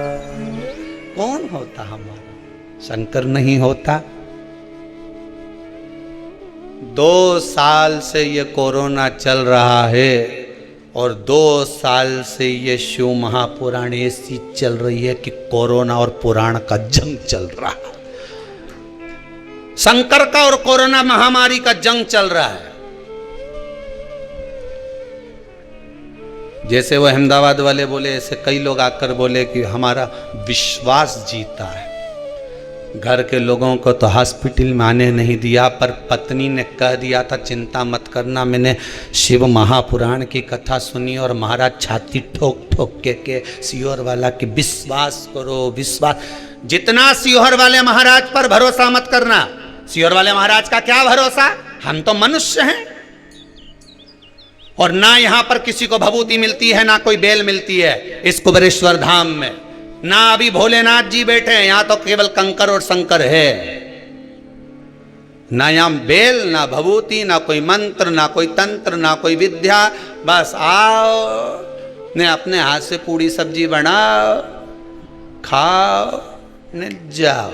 उसके बाद 3 महीने में भोलेनाथ जी फिर बुला ले, फिर आ जाओ। बस इसके सिवा यहां तो कहीं है ही नहीं, महाराज ही नहीं मिले। तो सियोर वाला महाराज के चक्कर में मत पड़ जा रहे। हम तो फिर के हैं, पढ़ना उसके चक्कर में पढ़ो जिसके चक्कर में पार्वती पड़ी थी। पढ़ना है तो उसके चक्कर में पढ़ो जिसके चक्कर में गणेश जी पढ़े थे। पढ़ना है तो उसके चक्कर में पढ़ो जिसके चक्कर में कार्तिकेय पढ़े थे।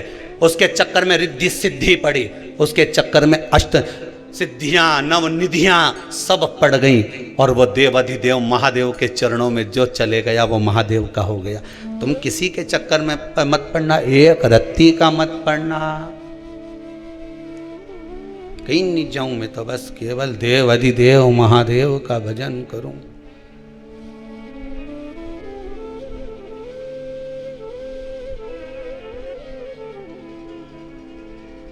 संगी छूटे साथी छूटे, छूटे जग सारा, पर एक नहीं छूटे भोलेनाथ जी हमारा। बस संसार का सब छूट जाए, पर मेरा भोलानाथ, मेरा शंभुनाथ, मेरा त्रिकालदर्शी, मेरा कैलाशी, मेरा अविनाशी नहीं छूटना चाहिए। वो क्यों छूटे?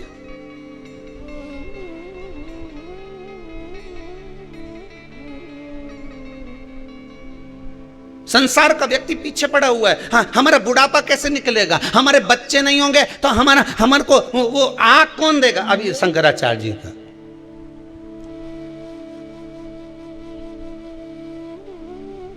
तुम्हें आग लगाने वाले को मत ढूंढो रे। अभी कोरोना महामारी ने दिखा दिया, औलाद को मौका नहीं मिल पाया। बोलो सही है कि गलत है? ऐसे ही आग लगाया है। तुम्हें आग लगाने वालों को मत ढूंढो कि बच्चे नहीं होंगे तो आग कौन लगाएगा। तुम्हारे भीतर समाहित अज्ञानता में आग लगाने वाले सदगुरु को ढूंढो कि अज्ञानता में आग लगा दे और मुझे ज्ञान की उपज पैदा कर दे, जिससे मुझे महादेव मिल जाए। अज्ञानता को जलाने वाला कोई सदगुरु मिलना चाहिए। तुम में आग लगाने वाला नहीं मिलना चाहिए, अज्ञानता में आग लगाने वाला चाहिए। 4 बांस, 4 कंधे और 40 कंडे, ये तो कोई भी दे देगा। आखिरी समय में इतना ही सामान चाहिए। जिसके नहीं मालूम है लिख लो, जिसके नहीं मालूम लिख लो। क्या क्या? 4 बांस, 2 तो लंबा, बाकी का आधा टुकड़ा करा हुआ ने बिछाने। 4 बांस, 4 कंधे और 40 कंडे, इससे ज्यादा कहीं नहीं लगे। और इतना चीज पाने के लिए पूरी जिंदगी निकाल दी, छोरा की नहीं सुनेंगे तो कंडा कौन देगा, बहू की नहीं सुनेंगे तो फिर अब ये 4 बांस 4 कंधा और 40 कंडा तो तुम नी भी चोरा चोरी के पूछो तो भी कोई दे देगा। ये कोरोना महामारी में दिखा दिया, नहीं पूछोगे तो भी दे देगा। भगवान तो कहा गीता जी में कि ये मीरा, कर्मा, नामदेव, ध्रुव, प्रहलाद, संत, महात्मा, साधु, सन्यासी, तपस्वी, साधक, उपासक जो एकांत में तप कर करके मर जाते हैं, इनके कौन सी औलाद अंतिम संस्कार करने आती है? इनको कौन 4 कंधा देने आता है? इनको कौन 40 कंडे देने आता है? इनको 4 बांस देने कौन आता है? भगवान कहते कोई दूसरा नहीं आता। भगवान कहते गीता में मैंने वचन दिया है अर्जुन को, जन्म मैंने दिया, माता के स्तनों में दूध मैंने दिया, तू भोजन करना नहीं जानता था, नौकरी पे नहीं जाता था, पैदा होते से तू कहीं सर्विस करने नहीं चले गया, पेट मैंने भरा, तेरे उदर की पूर्ति मैंने करी, और मरेगा तेरे परिवार वाले तुझे अग्नि नहीं देंगे, कंडे नहीं देंगे, कंधा नहीं देंगे। भगवान कहते हैं तो मैं आऊंगा, तुझे गोदी में उठाकर वहां तक लेकर जाऊंगा। काहे चिंता करता है? जबरदस्ती का रोए, जबरदस्ती का आंसुड़ा ढलका है, मारा कई होगा कई। अरे तुम्हारा क्या होगा? तुम तो डायरेक्ट क्यों ना, तेरा क्या होगा रे कालिया? तुम्हारा क्या होगा? तुम तो शिव महापुराण की कथा सुन रहे हो, तुम्हारा कुछ नहीं होने वाला। अब तो यमराज भी सोचे, इन्हें तो 10-12 बार सुन ली रे, ये के तो घर का भी चक्कर मत काट, जिन्हें पड़ोसन के उठा ला जाए पर इसे छोड़ी आ जाए। अब तो यमराज भी कहे ही के दरवाजे मत पहुंच जाना दादा।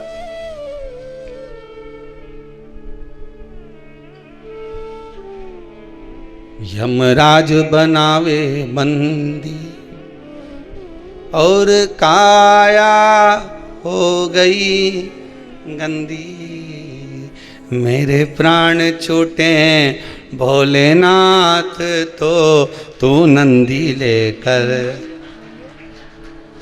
भगवान से प्रार्थना करना कि हमें आग लगाने वाला नहीं ढूंढना है, हमें हमारी अज्ञानता को जलाने वाला ढूंढना है, जो हमारे भीतर की अज्ञानता को जला दे। देवऋषि नारद कितना श्रीमन नारायण करते थे, बोलो सही है गलत है? कि मैं तप करने जाऊंगा, शिव महापुराण में लिखा है, तप करने गए,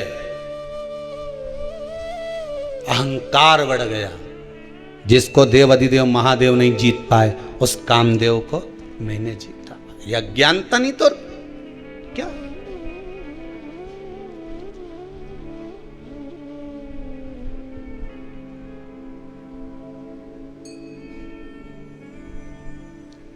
अब ये सबसे पहले उठ के किसके पास गए? शंकर जी के यहां गए थे कि नहीं गए थे? कथा में बताया था। कौन? देवऋषि नारद ने कामदेव को जीता, सीधे शंकर जी के पास गए और शिव जी के पास जाकर बोले देव अधिदेव महादेव की जय हो। शंकर भगवान ने पूछा आओ प्रभु कैसे आना हुआ देवऋषि नारद? नारद जी बोले जिसको आप नहीं जीत पाए उस कामदेव को मैंने जीता है। शंकर भगवान बोले आप देवऋषि नारद हो, आप तो दुनिया जीत सकते हो, ऋषि क्या नहीं जीत सकता? आप तो दुनिया जीत सकते हो। शंकर भगवान ने रुद्राक्ष की माला उठाई, नारद जी के गले में पहना दी और जाते जाते नारद जी को एक फ्री की एडवाइस दे दी, अकल, फ्री की अकल, फ्री का ज्ञान। क्या दिया? जो तुमने मुझसे कहा ये भगवान विष्णु से, अरे बोलो तो जम के मत कहना, अच्छा ही कहा ना, अच्छा ही कहा ना, कि अपने मुंह से अपनी बड़ाई नहीं करना, मत बोलना तुम भगवान विष्णु के सामने जाके। पर नारद जी माने?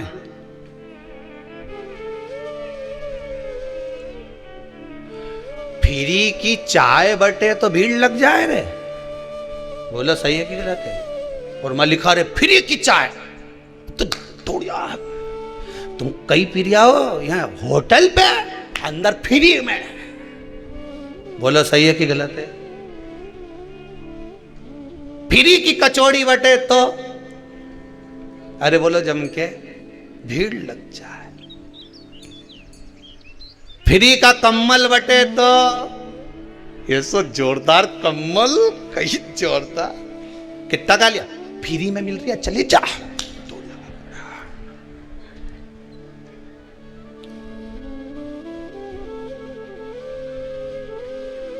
फ्री का कपड़ा बटे तो पहन के ढीलो पड़े, दूसरा ले जा। फ्री को,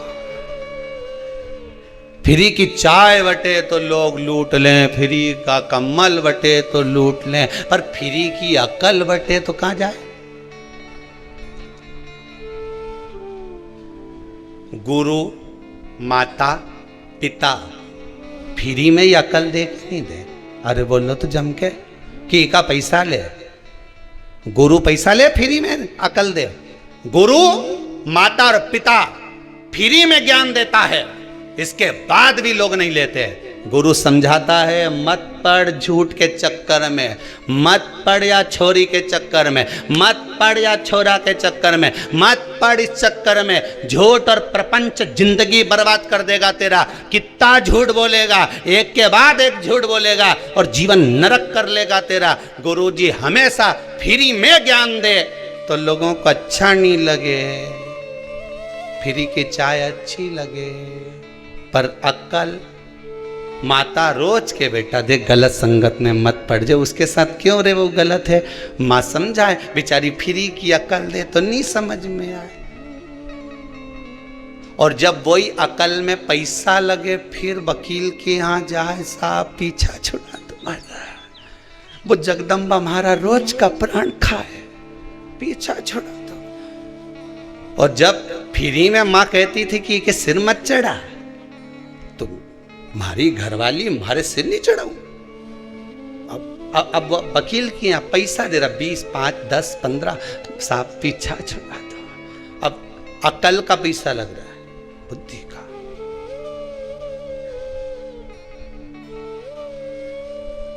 गुरु माता पिता फ्री में ज्ञान देते हैं, कौन सा तुमसे पैसा ले? अरे गुरुजी बराबर तो जीवन में कोई नहीं हो सकता, सदगुरु बराबर दुनिया में कोई नहीं हो सकता। एक कथाकार जब कथा करने बैठता है व्यासपीठ पर, जितने कथाकार कथा करने बैठते हैं ये अपनी तिजोरी का माल लेकर बैठते हैं।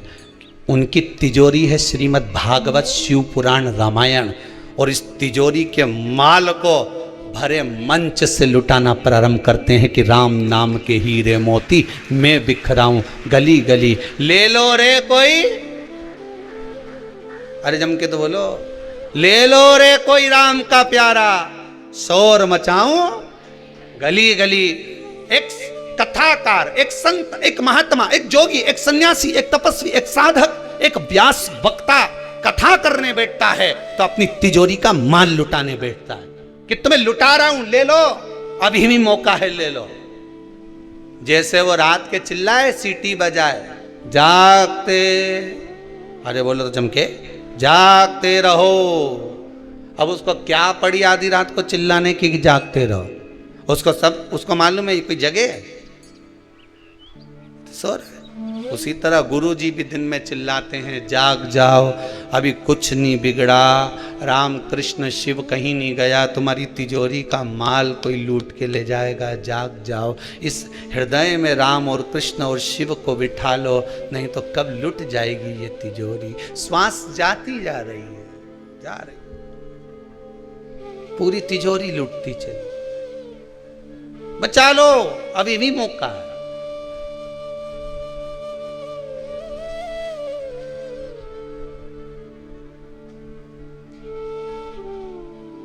कब लुट जाए। भगवान का नाम स्मरण कर कर बढ़ोगे, जीवन सार्थक होगा। देव ऋषि नारद को कितना समझाया भगवान ने, कितना ज्ञान उपदेश दिया। अरे नारद जी, आपको कहकर भेज रहे हैं, बिल्कुल ध्यान रखना। आप ये बात मुझे कहो, ये भगवान से मत कहना। पर कौन ने माना? देव ऋषि नारद सीधे भगवान विष्णु के पास जाकर कह दिए,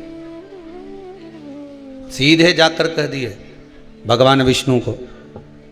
पहुंचते ही भगवान विष्णु जान गए कि नारद जी ने, देव ऋषि नारद आज निंदा कर रहे। करेगा निंदा करने वाला भी करे।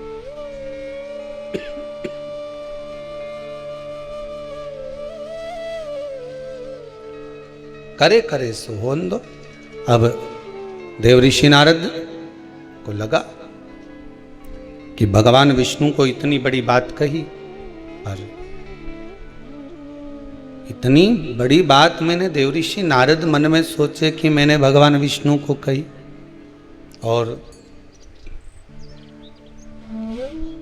भगवान मेरी बात को तो लिए ही नहीं।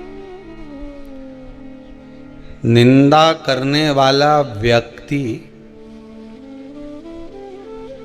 कोई अगर किसी पर उंगली उठाए तो पहले विचार कर लेना कि ये सत्य बोल रहा है कि असत्य बोल रहा है। विचार करिएगा।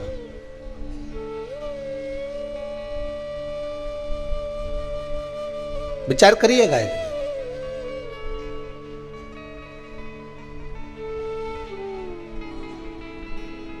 कल कथा में कहा था, अच्छाई देखोगे तो ढेर अच्छाई मिलेगी और बुराई देखोगे तो ढेर बुराई मिलेगी। एक बार जब भगवान राम जी महाराज अयोध्या में आ गए, राम राज्य स्थापित हो गया, तब राम जी महाराज जब शाम के समय पर टहलने के लिए निकले तो अयोध्या के एक विद्वान ने राम जी महाराज को रोक लिया। रुकिए महाराज, यहीं पर आपसे कुछ बात करना।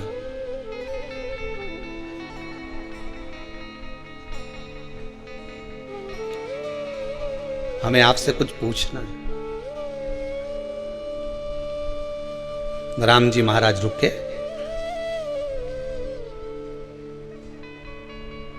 विद्वान के चरणों में राम जी ने प्रणाम किया। कोई बहुत अगर विद्वत्ता की बात करे ना तो उसके सामने शून्य बन जाना चाहिए। अपनी ज्ञान की परिभाषा में मत खोलना।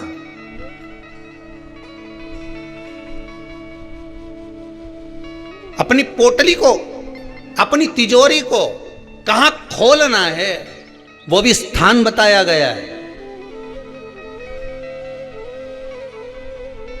जिसमें भगवान के चरणों के प्रति रुचि नहीं हो उसके सामने कभी भगवान की बात मत करो।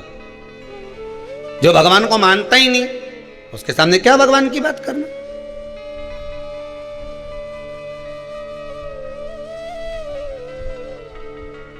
ज्ञान उसी को दीजिए जो ले रहा है, उसके सामने कभी ज्ञान मत दो जो लेने कोई तैयार नहीं। कितनी अच्छी अच्छी बात रावण और दुर्योधन को समझाते थे, फ्री की एडवाइस देते थे, फ्री का ज्ञान देते थे, कितना समझाते थे, अच्छी अच्छी बात बताते थे, तो इसके समझ में आती थी। अरे बोलो तो सही जरा जम के। ये जितना लोग तुम आस्था टीवी पर कथा सुन रहे हो, जितने लोग मोबाइल पर सुन रहे हो, इनको कितना ज्ञान दिया बेचारे के नाना जी भी बोला रावण का, तो नाना भी बोला रे सुधर जा रे हो 10 मुंडा का सुधर जा, तेरे को समझाऊं, अच्छे से समझा रही हूँ, समझ जा, मैं लंकेश मत कर, अभी भी तेरे को समझा रहे। नाना जी बोला, इतना डोकरा आदमी, बूढ़ा आदमी बोला कि समझ जा रे। अच्छा वो तो वो एक धर्म पत्नी भी समझाई बेचारी मंदोदरी भाई, कितना किया, समझ जाओ स्वामी। पर ये फ्री की एडवाइस जिसे समझ में आए, अच्छी बात अगर किसी के क्यों नहीं तो के वो पटना की बोलूं कि काली मिर्ची बोलूं, तुम बोलो वो बोल दूं। पटना की लग जाए वह मिर्ची, लाल मिर्ची लग जाए उसे तुरंत। अच्छी बात अगर कहीं का बोला, समझाने की बात तुमने किसी को की और रुके लगे। इतना भी मूर्ख नहीं है हम हो। जितनी अकल तुम दे रही हो नहीं, जितनी तुम अकल हमको दे रहे हो नहीं, इतनी तुम में पहले की भरी। रावण भी उसके नाना जी से बोला, नाना जी तुम्हारा 1 मुंडा, मेरा 10, अब बता अकल की में बड़ी। अब नाना जी बेचारा चुप हो गया, खांसने लगा। मैं बेचारा छोरी मारे पानी पिलाई दे, कि चक्कर में नहीं पड़ूं दादा।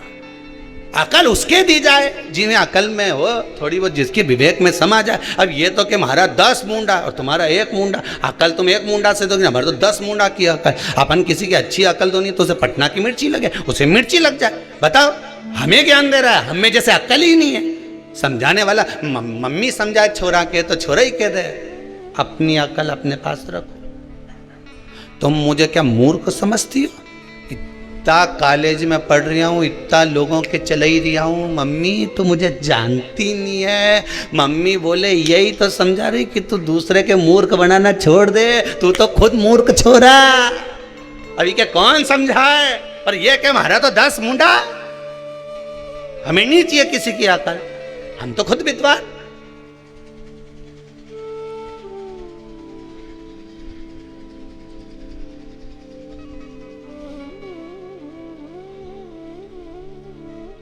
हम तो खुद विद्वान। और दुर्योधन को कितना समझाया? अब बापड़ा के बताओ, कितना भगवान कृष्ण समझाने के लिए गए, मान जा रहे। देखो हाथ जोड़ो दादा, 5 गांव का राज्य दे दे इनके, क्या कि एक सुई की नोक के बराबर नहीं दो। फिर भगवान ने भी कह दिया ठीक है, आप सुई भी ले लेंगे ना नोक भी ले लेंगे, तो एक ही लग गई मिर्ची। कि बताओ, भगवान कृष्ण तो पांडवों का साथ दे रहा है, लग जाए। सत्य कहो, श्रेष्ठ कहो, दुनिया के लोगों को सही राय दीजिए, सही मार्ग बतलाइए, फिर भले उन्हें पटना की लगे चाहे काली लगे, अपने कोई फर्क नहीं पड़े। तुम तो अपने सत्य पे टिके रहो, तुम्हें कहीं करना। अब आज की बात ले लो, आज कोई पूछ रहा था, ए गुरुजी, हमने कहा हाँ बोलो, व्यक्ति को गाड़ी किस स्पीड में चलाना चाहिए? मैंने कहा ये और पूछना रह गया था, इतनी सी बात वो भी हमसे पूछ रहा है। नहीं, अब हमने पूछा कहाँ से आया था, कि आगरा से। हमने कहा तो आगरा से आके तो इतनी सी बात पूछना है कि कौन सी स्पीड में गाड़ी चलाना चाहिए? जितने साल का तू उतनी स्पीड में गाड़ी चला। तू 20 साल का है तो स्पीड कितनी रख? 20। तो 30 का है तो स्पीड कितनी रख? 30। तो 40 का है तो गाड़ी की स्पीड 40। तू 100 का फिर 101 पे चला। कौन मना करे था?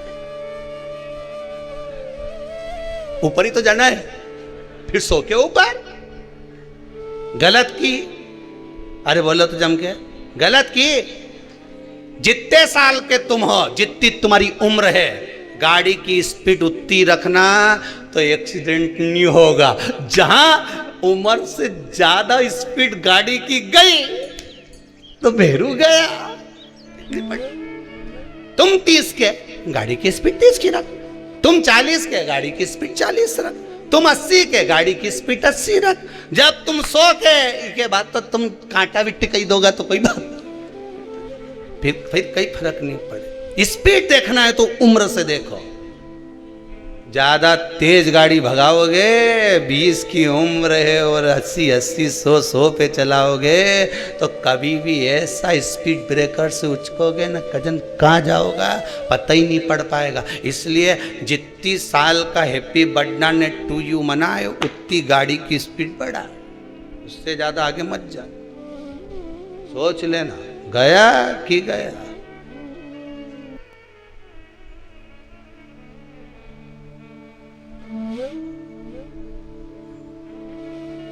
गया तो गया। अब हमसे ज्यादा स्पीड में दौड़ रहे हैं। इस शरीर की कैपेसिटी है 10 की, हम इसको इतना दौड़ा रहे हैं 20 की स्पीड में। आखिरी में गाड़ी तो गाड़ी, शरीर तो शरीर, शरीर तो शरीर।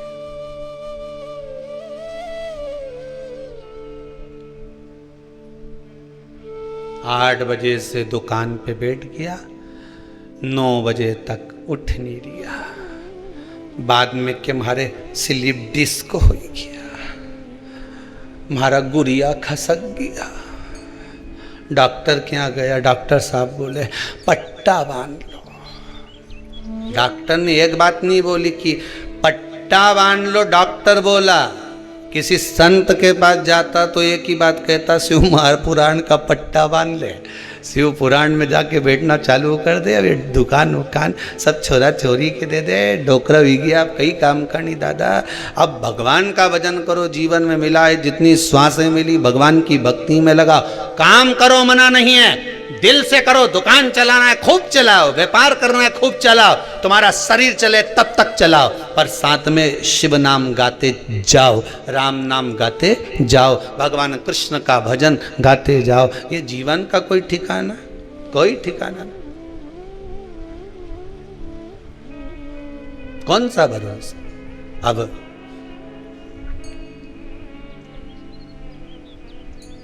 भक्ति में रम जाओ जितना रम सकते।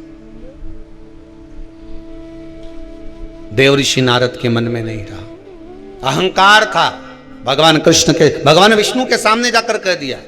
भगवान विष्णु उनको लग गया कि इसने निंदा करी है। निंदा करने वाला, निंदा सुनने वाला महापापी होता है। कोई आपको अगर किसी के लिए निंदा कर रहा है तो आपको सतर्क हो जाना चाहिए कि ये मेरे पाप को बढ़ा रहा है। खुद के पाप बढ़ेंगे घटेंगे वो अपनी जगह पर, मुझे पापी बना रहा है। किसी के बारे में बोलकर मुझे सुनने का आदी बना रहा है, मैं क्यों विश्वास करूं।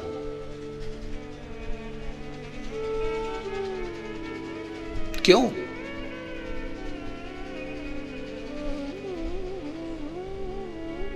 भला किसी का कर ना सको तो जम के तो बोलो, बुरा किसी का मत करना।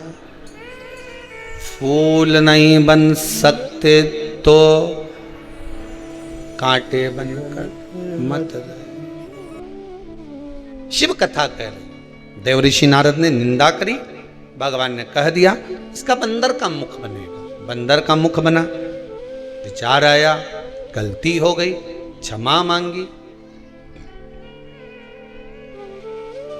जब व्यक्ति के जीवन में ज्ञान की अजीर्णता हो जाती है, अहंकार, किसी किसी को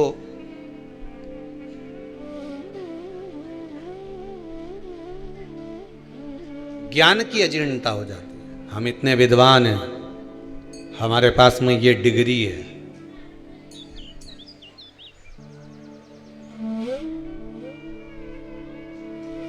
ज्ञान की अजीर्णता। फिर लोग क्या कहने लगते हैं, देव ऋषि नारद ने विचार करा कि मैंने इतना कामदेव को जीत लिया और काम को जीतने के बाद कहाँ मेरा भाग्य फूटा कि मैंने देव अधिदेव महादेव को जाकर अपना अभिमान प्रस्तुत कर दिया।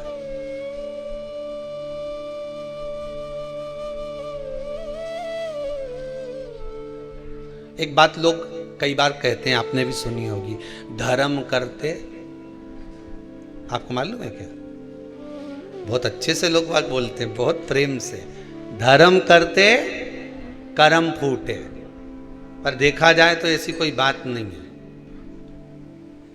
तुम धर्म के पथ पर चलोगे, सतमार्ग पर चलोगे, ईमानदारी के मार्ग पर चलोगे, सतमार्ग की ओर अग्रण्य होगे तो ये पक्का है, कर्म नहीं फूटते। तुम्हारे कर्म में जो कुछ बेकार होगा वो कटेगा, फूटेगा नहीं। धर्म करते कर्म नहीं फूटते, तो लोगों ने कहानी बना दी कर्म फूटे। भगवान, धर्म के पथ पर चलोगे तो लोगों के ताने सुनना पड़ेगा कि नहीं सुनना पड़ेगा? अरे जम के तो बोलो। इससे पहली वाली कथा और इससे पहले वाली कथा में एक बात कही थी,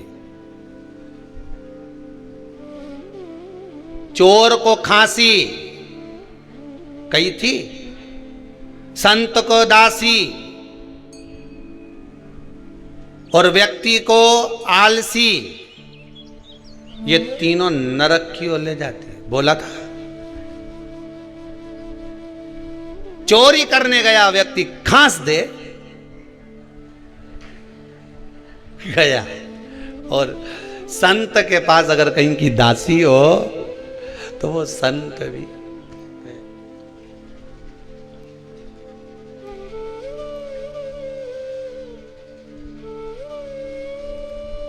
आज का जमाना में तो चेला भी बनाओ तो सोच समझ के बनाओ दादा। बट टीवी में देखा अभी 2-3-4 दिन से देख देख के दादा काय चेला, गुरु के बदनाम करी रखवाली। 50 बार विचार करना पड़ेगा गुरु को चेला बनाने से पहले।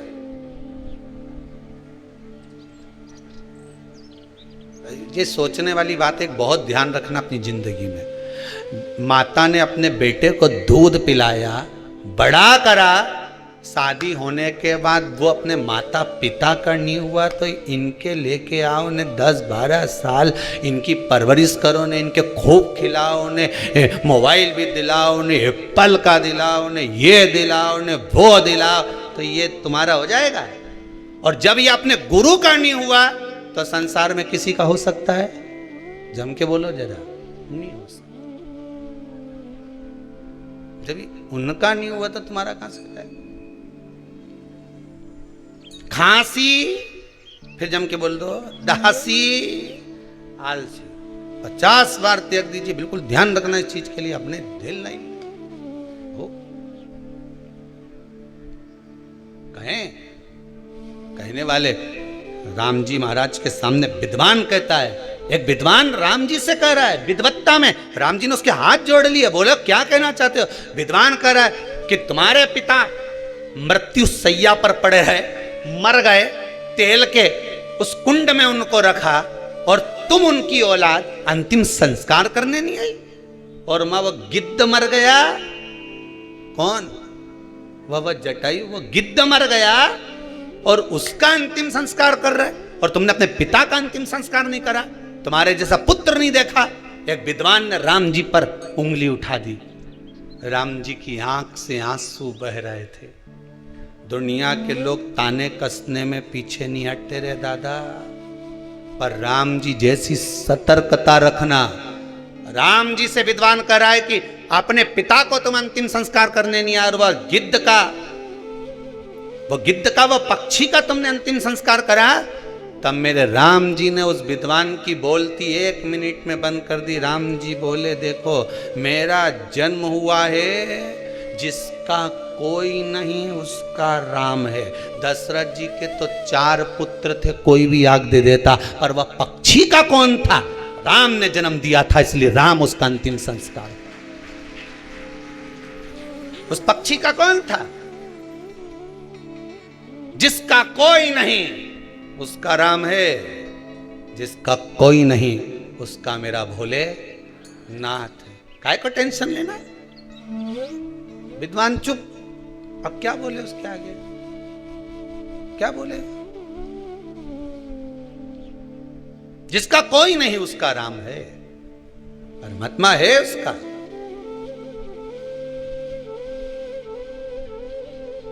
अज्ञानता का भाव प्रकट मैंने कहां ये बोल दिया?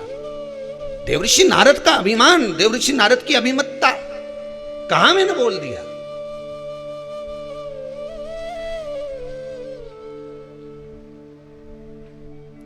झूठ का जाल बिछाओगे, अहंकार का जाल बिछाओगे, प्रपंच का जाल बिछाओगे, उस जाल में एक दिन खुद ही फंस जाओ।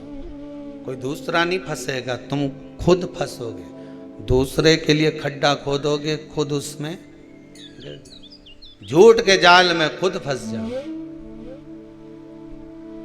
आज कहा नेत्रों से जल बह रहा है, मुझसे गलती हो गई, अब मैं क्या करूं? देवऋषि नारद करें, अब मैं क्या कर सकता हूं? अब मैं करूं तो करूं क्या? कहा जिसका अपमान करा है उसी की शरण में चले जाओ। शरण में जाने से कुछ होता है क्या? शरण में जाओगे और माफी मांग लोगे, चरण पकड़ लोगे। बेटा रोते हुए अपने माता पिता के चरण पकड़ ले तो क्या माता पिता माफ नहीं करते? लाखों का डब्बे में लगाया या शेयर मार्केट में लगाया या बाप को कर्जे में लदालूम कर दिया तो भी बाप बेटे से यही कहेगा, हे तो छोरा मेरा ही, फिर भी कह देगा कोई बात नहीं, आ मेरे गले लग जा। माता पिता सदगुरु परमात्मा होता ही ऐसा है, वो क्षमा कर देता है, जा।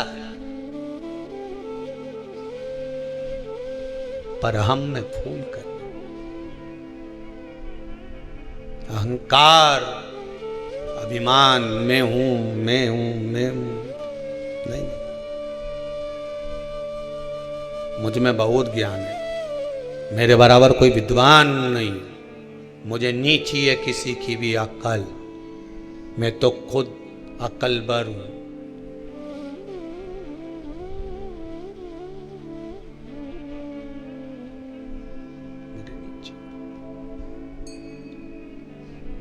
देवऋषि नारद का विमान चले गए, चंद्रभागा नदी के तट पर जाकर शिव की आराधना करी। मुझसे गलती हो गई, मुझे क्षमा कर दो। शंकर भगवान आए, देवऋषि नारद को दर्शन दिया। जब अभिमान ही चले गया तो फिर चिंता क्या। अहंकार में 3 गए, धन वैभव और वंश, ना मानो तो देख लो रावण, कौरव और कंस, तीनों अहंकार में चले। अभिमान गया ना, कोई बात। कथा कह रही है, शिव महापुराण वर्णन कर रही है, देवऋषि नारद के हृदय चित्त। अहंकार चला गया, अभिमान गया, और अभिमान गया तब बाबा ने कृपा करी, शंकर जी का दर्शन हुआ, आज्ञा करी, क्या चाहते हो। नारद जी कहते हैं बस भक्ति करता था, श्रीमन नारायण का स्मरण करता था, पर भक्ति के पथ से मैं वंचित हो गया था, भक्ति के पथ से मैं छूट गया था। और भक्ति के पथ से जब मैं छूट गया, भक्ति के पथ से मैं वंचित हो गया, जब व्यक्ति के भीतर अहम आ जाता है, अहंकार आ जाता है, अभिमत्ता आ जाती है, तब व्यक्ति भक्ति के पथ से हट जाता। एक बात बहुत अच्छे से समझ लेना, बहुत सारी जगह का भोजन करोगे तो एक जगह में मन लगेगा क्या? अरे बोलो तो सही, अच्छे से तो बोलो, लगेगा एक जगह? नहीं। एक जगह पर अगर मन को लगाना है, अपने मन को एक जगह पर अगर स्थिर करना है, तो भोजन भी जम के बोलिए एक जगह का ही करना चाहिए। और एक बात अन्न के लिए बहुत ध्यान दीजिएगा महाराज, एक बात अपने जीवन में उतारिएगा कि प्रयास करना, तीर्थ में जाओ, होटल का भाग कम खाकर कहीं संत साधु सन्यासी कहीं आश्रम आदि में थोड़ा सा भी मिल जाए ना, कण का मात्र तो उसे पा लेना। प्रसाद मिल जाए उसको पा लेना। कहीं किसी आश्रम में जाओ, कभी भगवान के दरवाजे पर जाओ तो थोड़ा सा भाग मांग कर पा लेना। क्यों? उससे ना जाने इस आत्मा को कितनी संतुष्टि होगी, परमात्मा का दर्शन ना जाने कितनी जल्दी हो जाए। दर्शन मात्र प्रसाद भगवान को पाना, भक्ति का मार्ग।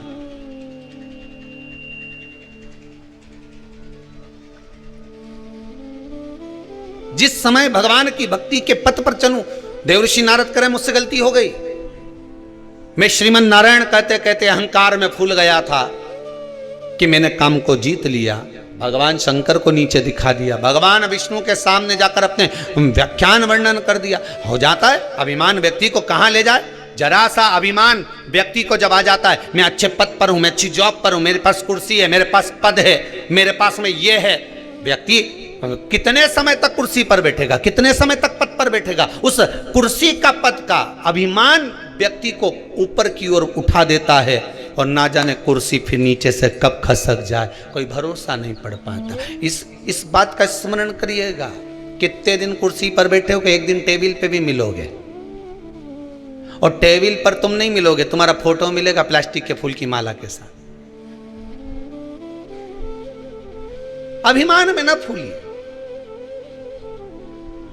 रावण को समझाया नाना जी ने, दुर्योधन को समझाया भगवान कृष्ण ने। भीष्म पितामह तक दुर्योधन को बार बार समझाते थे, रे दुर्योधन मान जा, फिर भी नहीं मानते थे।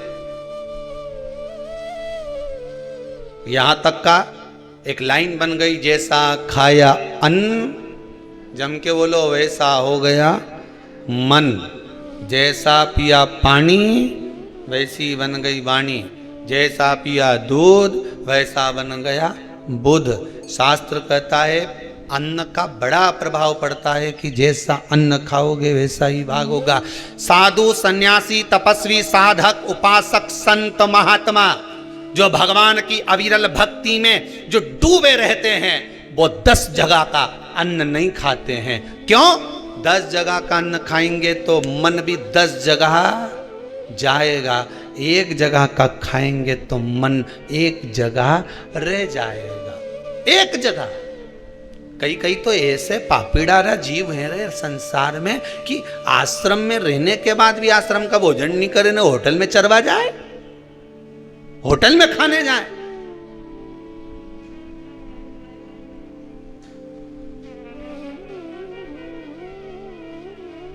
क्यों रे? आश्रम में चाय क्यों नहीं पियो? पतली है, इसलिए हमने सोचा कि पास में दुकान लगी हो तो हम वहां थोड़ी देर चले जाएं, चौराहे पे ने वहां पिया है। तुम्हारी जाड़ी मिली? हाँ, यहां पतरी है।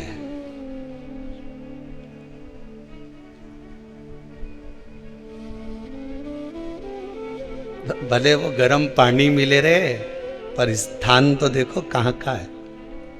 गर्म पानी भी मिले ना, वो भंडारे की सब्जी में नमक नहीं भी हो ना, तो भी देखो तो सही कि वो कहाँ का है। रिसेप्शन में शादी में खाना खाने जाओ, खाना बच जाए प्लेट में, तो तुम में से कितने लोग हैं कि बांध के लिया है? अरे बोलो, जम के तो बोलो। ने दही बड़ा छूट रिया हो तो नहीं साहब, हम तो पॉलीथिन लाए, हम तो खाए नहीं, तो बांध के भी ले जाए। लाओगे? रिसेप्शन में, पार्टी में, किटी पार्टी में खाने जाओगे, प्लेट में बच गया, बचा कर लाओगे? नहीं। भंडारे में खाने जाओगे, 2 पूड़ी बच गई, थोड़ी सी सब्जी बच गई, कमला घरे दे गई है, ले जाओगे कि नहीं ले जाओगे? अरे बोला तो सही साहब, थोड़ा सा रह गया, थोड़ा सा बचा, प्रसाद वो भी खा लेंगे, पर वो रिसेप्शन से बचा के ले जाओ। नहीं, गुलाब जामुन बच गई, मैं तो डाल लूँ झोला में। कौन ले जाए? गाजर का हलवा बची गया, नहीं अपन तो डाल ही ला, वैसे तो भाई कोई बचा नहीं। पर भंडारे में कुछ बच गया तो झोले में रख लिया, 2 पूड़ी तो ले जा रही हूँ, घर में थोड़ा सा प्रसाद दे दूंगी ना। कहाँ से आई तो लोग पूछेंगे, तो सीहोर गई थी ना कुबेरेश्वर धाम में, तो वहाँ खिचड़ी मिली थी, तो खिचड़ी धल रही हो, वहां से ये मिला थोड़ा सा बस।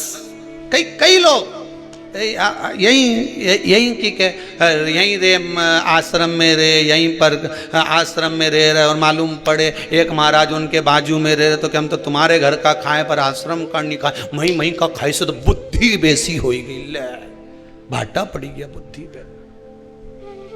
जैसा खाया अन्न वैसा। अभी के दुर्योधन के कितना समझाया, अब रावण के नाना जी ने कितना समझाया। नाना जी से क्या, हमारा तो 10 मुंडा, तुम्हारा तो एक ही, हम में अकल ज्यादा। तो नाना भी बेचारा चुप हो गया, छोरी से कल पानी लिया, हमारा चक्कर ही रही का मुंडा देख देख के। कहीं बोलो नहीं बोलो, मुझे कोई मतलब। अब नारद जी का अहंकार चला गया। अहंकार जब जाता है ना तो एकदम शांत कर देता है, एकदम शांत। सत्य बात किसी को कह दो, उसके बाद में जो शांति आएगी, एकदम जैसे वो सुतली बम नहीं फूटे, और फूटने के बाद एकदम साथ बंद, चुप, बस। ऐसे ही अहंकार जब टूटता है, अभिमान जब टूटता है, एकदम रस्सी का बम ने सुतली बम बन के फूट गया, चुप।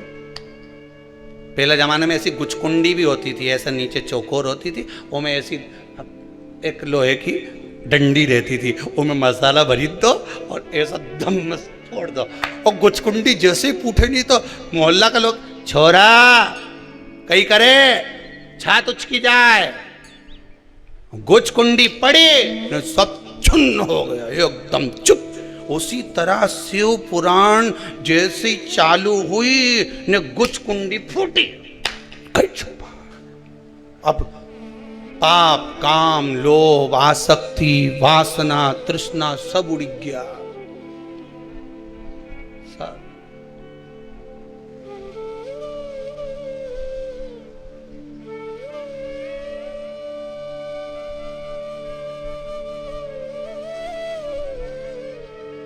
क्या दिवाली के टाइम कथा है क्या टीवी पे है? अच्छा नहीं, दिवाली के टाइम अगर शिव पुराण होती तो अपन फटाका शिव पुराण बाज ही देता।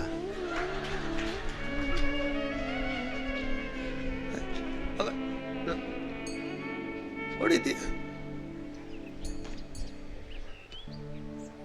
अभिमान जब समाप्त हुआ, आसक्ति लोभ तृष्णा वासना सब गई, शून्य एकदम शून्य। खानो नहीं भावे मन पीनो नहीं भावे रे, दौड़ दौड़ मन सत्संग जावे रे। फिर कुछ अच्छा लगे ही नहीं महाराज, फिर बस चित्त वृत्ति में एक ही समाहित हो वो शिव, दूसरा कोई आया ही नहीं। अहंकार गया, समय बीता, भगवान देव अधिदेव महादेव ने स्वयं ब्रह्मा जी से कहा कि सृष्टि का निर्माण करो। सृष्टि का निर्माण करा अर्धनारीश्वर भगवान को। स्वयं भगवान शंकर अपना अर्धनारीश्वर स्वरूप का दर्शन देते हैं। स्वयं शिव अर्धनारीश्वर स्वरूप का दर्शन देते हैं भगवान शंकर। अर्धनारीश्वर भगवान का दर्शन दे महाराज, अर्धनारीश्वर स्वरूप भगवान अर्धनारीश्वर भगवान पधार रहे हैं। जोरदार ताली बजाकर स्वागत करें भगवान अर्धनारीश्वर शिव। भगवान शंकर अर्धनारीश्वर स्वरूप में पधार रहे हैं। बोल काशी विश्वनाथ भगवान की जय।